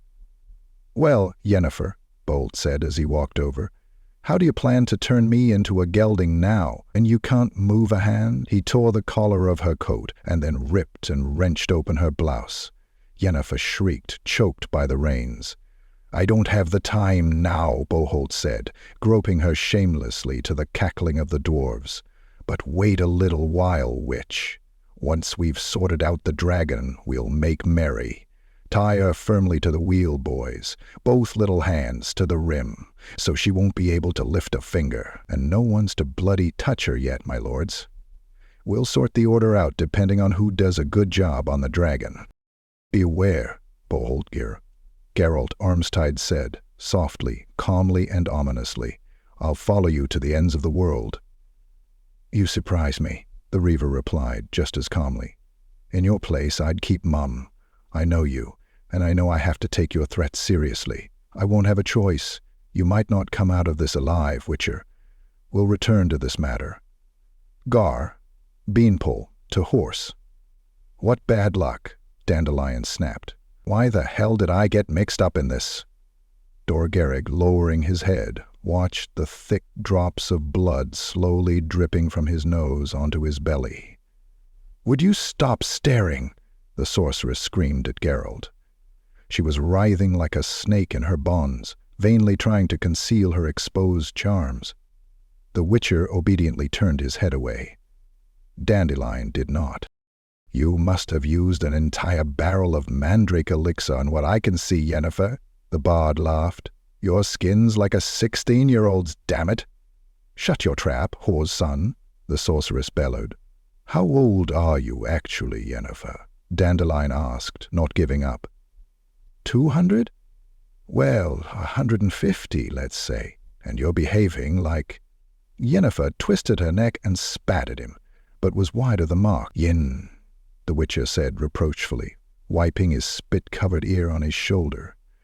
I wish he would stop staring. Not on your life, Dandelion said, without taking his eyes off the bedraggled sorceress. I'm here because of her. They may slit our throats, but at least I'll die happy. Shut up, Dandelion, the Witcher said. I have no intention of so doing. In fact, I plan to compose the ballad of the two tits. Please don't interfere. Dandelion, Doregare sniffed through his bloody nose. Be serious. I am being bloody serious. The dwarfs heaved Boholt up into the saddle. He was heavy and squat from the armor and the leather pads he was wearing. Gal and Beanpole were already mounted, holding huge two-handed swords across their saddles. Right, Boholt rasped. Let's have at him. Oh no, said a deep voice sounding like a brass trumpet. I have come to you. From beyond the ring of boulders emerged a long snout shimmering with gold, a slender neck armed with a row of triangular serrated projections, and, behind, taloned feet. The evil reptilian eyes, with their vertical pupils, peered from beneath horned eyelids. I was tired of waiting in the open, the dragon Velatretan Mirth said, looking around. So I came myself. Fewer and fewer challenges, I see. Boholt held the reins in his teeth, and a long sword two-handed. Enough, he said indistinctly, holding the strap in his teeth. Star and fight, Heptil. I am, the dragon said, arching its back and lifting its tail insultingly. Boholt looked around. Gar and Beanpole slowly, almost ostentatiously, calmly flanked the dragon. Yarp and Zigrin and his boys waited behind, holding battle-axes. Gar! Boholt roared, striking his horse hard with his heels and lifting his sword. The dragon curled up, flattened itself to the ground, and struck with its tail, from above and behind, like a scorpion, hitting not Boholt but Gar, who was attacking from the side. Gar fell over with his horse, amid a clanking, screaming, and neighing tumult. Boholt, charging at a gallop, struck with a terrible blow, but the dragon nimbly dodged the wide blade. The momentum of the gallop carried Boholt alongside the dragon's body. The dragon twisted, standing on its hind legs, and clawed Beanpole, tearing open his horse's belly and the rider's thigh with a single slash. Boholt, leaning far out from the saddle, managed to steer his horse around, pulling the reins with his teeth, and attacked once more. The dragon lashed its tail over the dwarfs rushing towards it, knocking them all over, and then lunged at Boholt, en route seemingly in passing, stamping vigorously on Beanpole, who was trying to get up. Boholt, jerking his head around, tried to steer his galloping horse, but the dragon was infinitely quicker and more agile. Cunningly stealing up on Boholt from the left in order to obstruct his swing, it struck with a taloned foot. The horse reared up and lurched over to one side. Boholt flew from the saddle, losing his sword and helmet, tumbling backwards onto the ground, banging his head against a rock. "Run for it, lads, up the hill!" Yarp and Zigrin bellowed, outshouting the screams of Gar, who was pinned down by his horse. Beards fluttering, the dwarves dashed towards the rocks at a speed that belied their short legs. The dragon did not give chase. It sat calmly and looked around. Gar was thrashing and screaming beneath the horse. Boholt lay motionless. Bean Mel was crawling towards the rocks, sideways like a huge iron crab. "Staggering," Doregare whispered. "Staggering." "Hey!" Dandelion struggled in his bonds, making the wagon shake. "What is it?" "Over there. Look!" A great cloud of dust could be seen on the eastern side of the gorge, and shouting, rattling, and the tramping of hooves quickly reached them. The dragon extended its neck to look. 3 large wagons full of armed men rolled onto the plain. Splitting up, they began to surround the dragon. Damn it, it's the constabulary and guilds from Bearfield," Dandelion called. "They came around by the source of the Bra. Yes, it's them. Look, it's Sheepbagger, there, at the front." The dragon lowered its head and gently pushed a small green, grayish mewling creature towards the wagon. Then it struck the ground with its tail, roared loudly, and shot like an arrow towards the encounter with the men of Bearfield. "What is it?" Yennefer asked.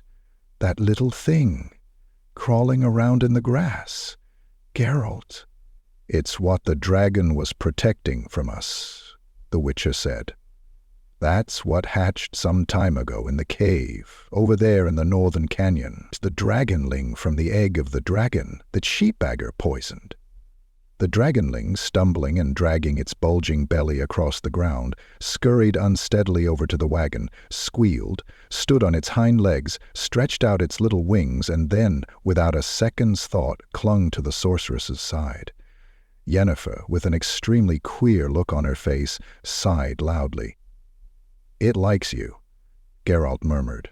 "He's young, but he ain't stupid," Dandelion, twisting in his fetters, grinned. "Look where he stuck his snout. I'd like to be in his shoes, dammit. Hey, little one, run away. That's Yennefer, terror of dragons and witchers. Well, at least one witch." "Quiet, Dandelion," Dor Gregory shouted. "Look over there, on the battlefield. They've got 'em. A pox on them." The Bearfield wagons, rumbling like war chariots, raced towards the attacking dragon. "Smack him!" Sheepbagger yelled, hanging onto the wagoner's back. "Smack him, kinsman, anywhere, and anyhow. Don't hold back." The dragon nimbly eluded the first advancing wagon, flashing with scythe blades, forks, and spears, but ended up between the next two, from which a huge double fishing net pulled by straps dropped onto it.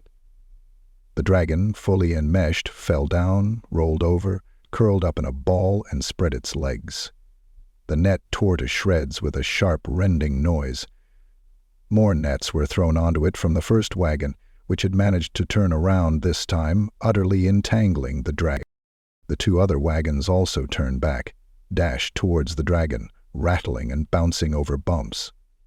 "You're caught in the net, you carp," Sheepbagger bawled. "And we'll soon scale you." The dragon roared and belched a cloud of steam into the sky. The Bearfield constables rushed towards him, spilling out of the wagons. The dragon bellowed again, desperately, with a thundering roar. From the northern canyon came a reply. Out from the gorge, straining forward in a frenzied gallop, blonde plaits streaming, whistling piercingly, surrounded by the flickering flashes of sabers, charged. "The Zerrikanians," the Witcher shouted, helplessly tugging at the ropes. "Oh shit," Dandelion chimed in. "Geralt, do you understand?" The Zerrikanians rode through the throng like hot knives through a barrel of butter, scattering their path with massacred corpses, and then leaped from their horses in full flight to stand beside the dragon struggling in the net. The first of the onrushing constables immediately lost his head. The second aimed a blow with his pitchfork at Vea, but the Zerrikanian, holding her saber in both hands upside down, with the tip pointing towards the ground, slashed him open from crotch to sternum. The others beat a hurried retreat. "To the wagons!" Sheepbagger yelled. "To the wagons, kinsman! We'll crush them under the wagons!" "Geralt!" Yennefer suddenly shouted, pulling up her bound legs and pushing them with a sudden thrust under the wagon beneath the arms of the Witcher, which were bound and twisted behind him. "The Igni sign, make it! Can you feel the rope? Cast the bloody thing!" "Without looking?" Geralt groaned. "I'll burn you, Yen. Make the sign. I can take it." He obeyed, and felt a tingling in his fingers, which were forming the Igni sign just above the sorceress's bound ankles. Yennefer turned her head away, biting down on her coat collar and stifling a moan. The dragonling, squealing, beat its wings beside her. "Yen, make it," she bellowed. Her bonds gave way in an instant, as the disgusting, nauseating odor of charred skin became unbearable. Dor Garay uttered a strange noise and fainted, suspended by his fetters from the wagon wheel. The sorceress, wincing with the pain, straightened up, lifting her now free leg. She screamed in a furious voice, full of pain and rage.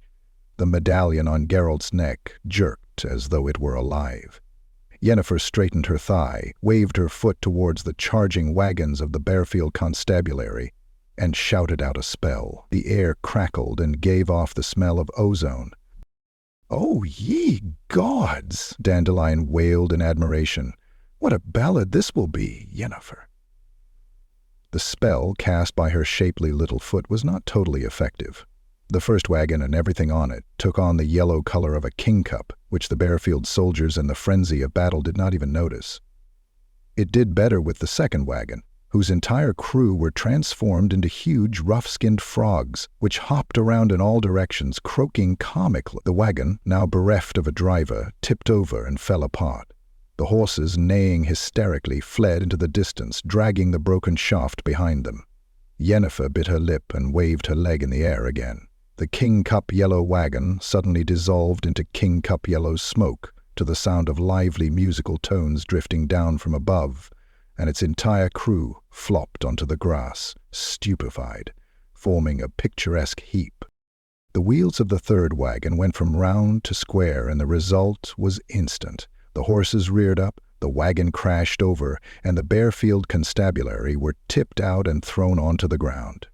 Yennefer, now driven by pure vindictiveness, flourished a leg ferociously and yelled out a spell, transforming the Bearfielders randomly into turtles, geese, woodlice, flamingos, and stripy piglets. The Zerrikanians expertly and methodically finished off the rest.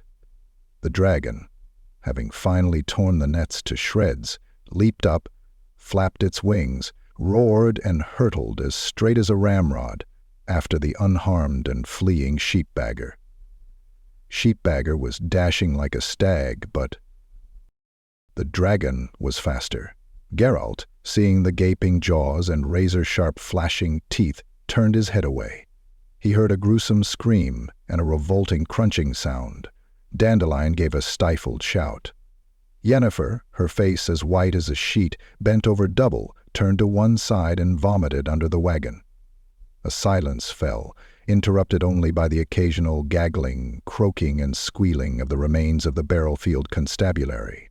Vea, smiling unpleasantly, stood over Yennefer, legs wide apart. The Zerrikanian raised her saber. Yennefer, pale, raised a leg. "No," said Borch, also known as Three Jackdaws, who was sitting on a stone. In his lap he was holding the dragonling, peaceful and content. "We aren't going to kill Madame Yennefer," the dragon Villentretenmerth repeated. "It is over. What is more, we are grateful to Madame Yennefer for her invaluable assistance." "Release them, Vea." "Do you understand, Geralt?" Dandelion whispered, chafing feeling into his numb arms. "Do you understand? There's an ancient ballad about a golden dragon. A golden dragon can assume any form it wishes," Geralt muttered. "Even that of a human. I've heard that too, but I didn't believe it." "Yarp and Zigrin, sir," Villentretenmerth called to the dwarf, who was hanging onto a vertical rock 20 ells above the ground. "What are you looking for there, marmots? Not your favorite dish, if memory serves me. Climb down and busy yourself with the Reavers. They need help. There won't be any more killing." The Reavers, using the last of the Zerrikanians, who were vigilantly patrolling the battlefield, was still trying to revive the unconscious Doriga Ray. Geralt was dressing Yennefer's scorched ankles and rubbing ointment into them. The sorceress was hissing with pain and mumbling spells. Having completed his task, the Witcher stood up. "Stay here," he said. "I have to talk to him." Yennefer stood up, wincing.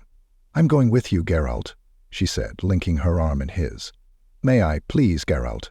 "With me, Yen? I thought—" "Don't think," she pressed herself against his arm. "Yen?" "It's all right, Geralt." He looked into her eyes, which were warm, as they used to be.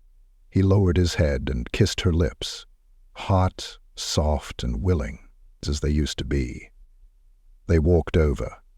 Yennefer, held up by Geralt, curtsied low as though before a king, holding her dress in her fingertips. "Three Jack?" "Villentretenmerth," the Witcher said. "My name, when freely translated into your language, means 3 black birds," the dragon said. The dragonling, little claws digging into his forearm, arched its back to be stroked. "Chaos and order," Villentretenmerth smiled. "Do you remember, Geralt? Chaos is aggression, order is protection against it. It's worth rushing to the ends of the world to oppose aggression and evil, isn't it, Witcher? Particularly, as you said, when the pay is fair. And this time it was. It was the treasure hoard of the she-dragon Mirchabraka, the one poisoned outside Bearfield. She summoned me to help her, to stop the evil threatening her. Murtabraka flew away soon after Akabdenis was removed from the battlefield. She had sufficient time while you were talking and quarreling, but she left me her treasure as my payment. The dragonling squealed and flapped its little wings. So you— That is right, the dragon interrupted. Well, it's the times we live in. For some time, creatures which you usually call monsters have been feeling more and more under threat from people. They can no longer cope by themselves. They need a defender, some kind of witcher. And the destination, the goal, at the end of the road? This is it. Villain Trentmirth lifted his forearm. The dragonling squealed in alarm. I've just attained it. Owing to him I shall survive, Geralt of Rivia. I shall prove there are no limits of possibility. One day you will also find such a purpose, Witcher. Even those who are different can survive. Farewell, Geralt. Farewell, Yennefer. The sorceress, grasping the Witcher's arm more firmly, curtsied again. Villain Trentmirth stood up and looked at her, and his expression was very serious. Forgive me my frankness and forthrightness, Yennefer. It is written all over your faces. I don't even have to try to read your thoughts. You were made for each other, you and the Witcher. But nothing will come of it. Nothing. I'm sorry. I know. Yennefer blanched slightly. I know, Villain Trentmirth, but I would also like to believe there are no limits of possibility, or at least I would like to believe that they are still very far away. Veo walked over, touched Geralt's shoulder, and quickly uttered a few words. The dragon laughed. Geralt, Vea says she will long remember the tub at the Pensive Dragon. She hopes we'll meet again someday. What? Yennefer answered, narrowing her eyes. Nothing, the Witcher said quickly. Villain Trentmirth. Yes, Geralt of Rivia. You can assume any form, any that you wish. Indeed. Why then a man? Why Borch, with 3 black birds on his coat of arms? The dragon smiled cheerfully. I don't know, Geralt, in what circumstances the distant ancestors of our races encountered one another for the first time. But the fact is that for dragons, there is nothing more repugnant than man. Man arouses instinctive, irrational disgust in a dragon. With me, it's different. To me, you're likable. Farewell. It was not a gradual, blurred transformation or a hazy, pulsating trembling as with an illusion. It was as sudden as the blink of an eye. Where a second before had stood a curly-haired knight in a tunic decorated with 3 black birds, now sat a golden dragon, gracefully extending its long, slender neck. Inclining its head, the dragon spread its wings, dazzlingly gold in the sunshine. Yennefer sighed loudly. Vea, already mounted beside Tia, waved.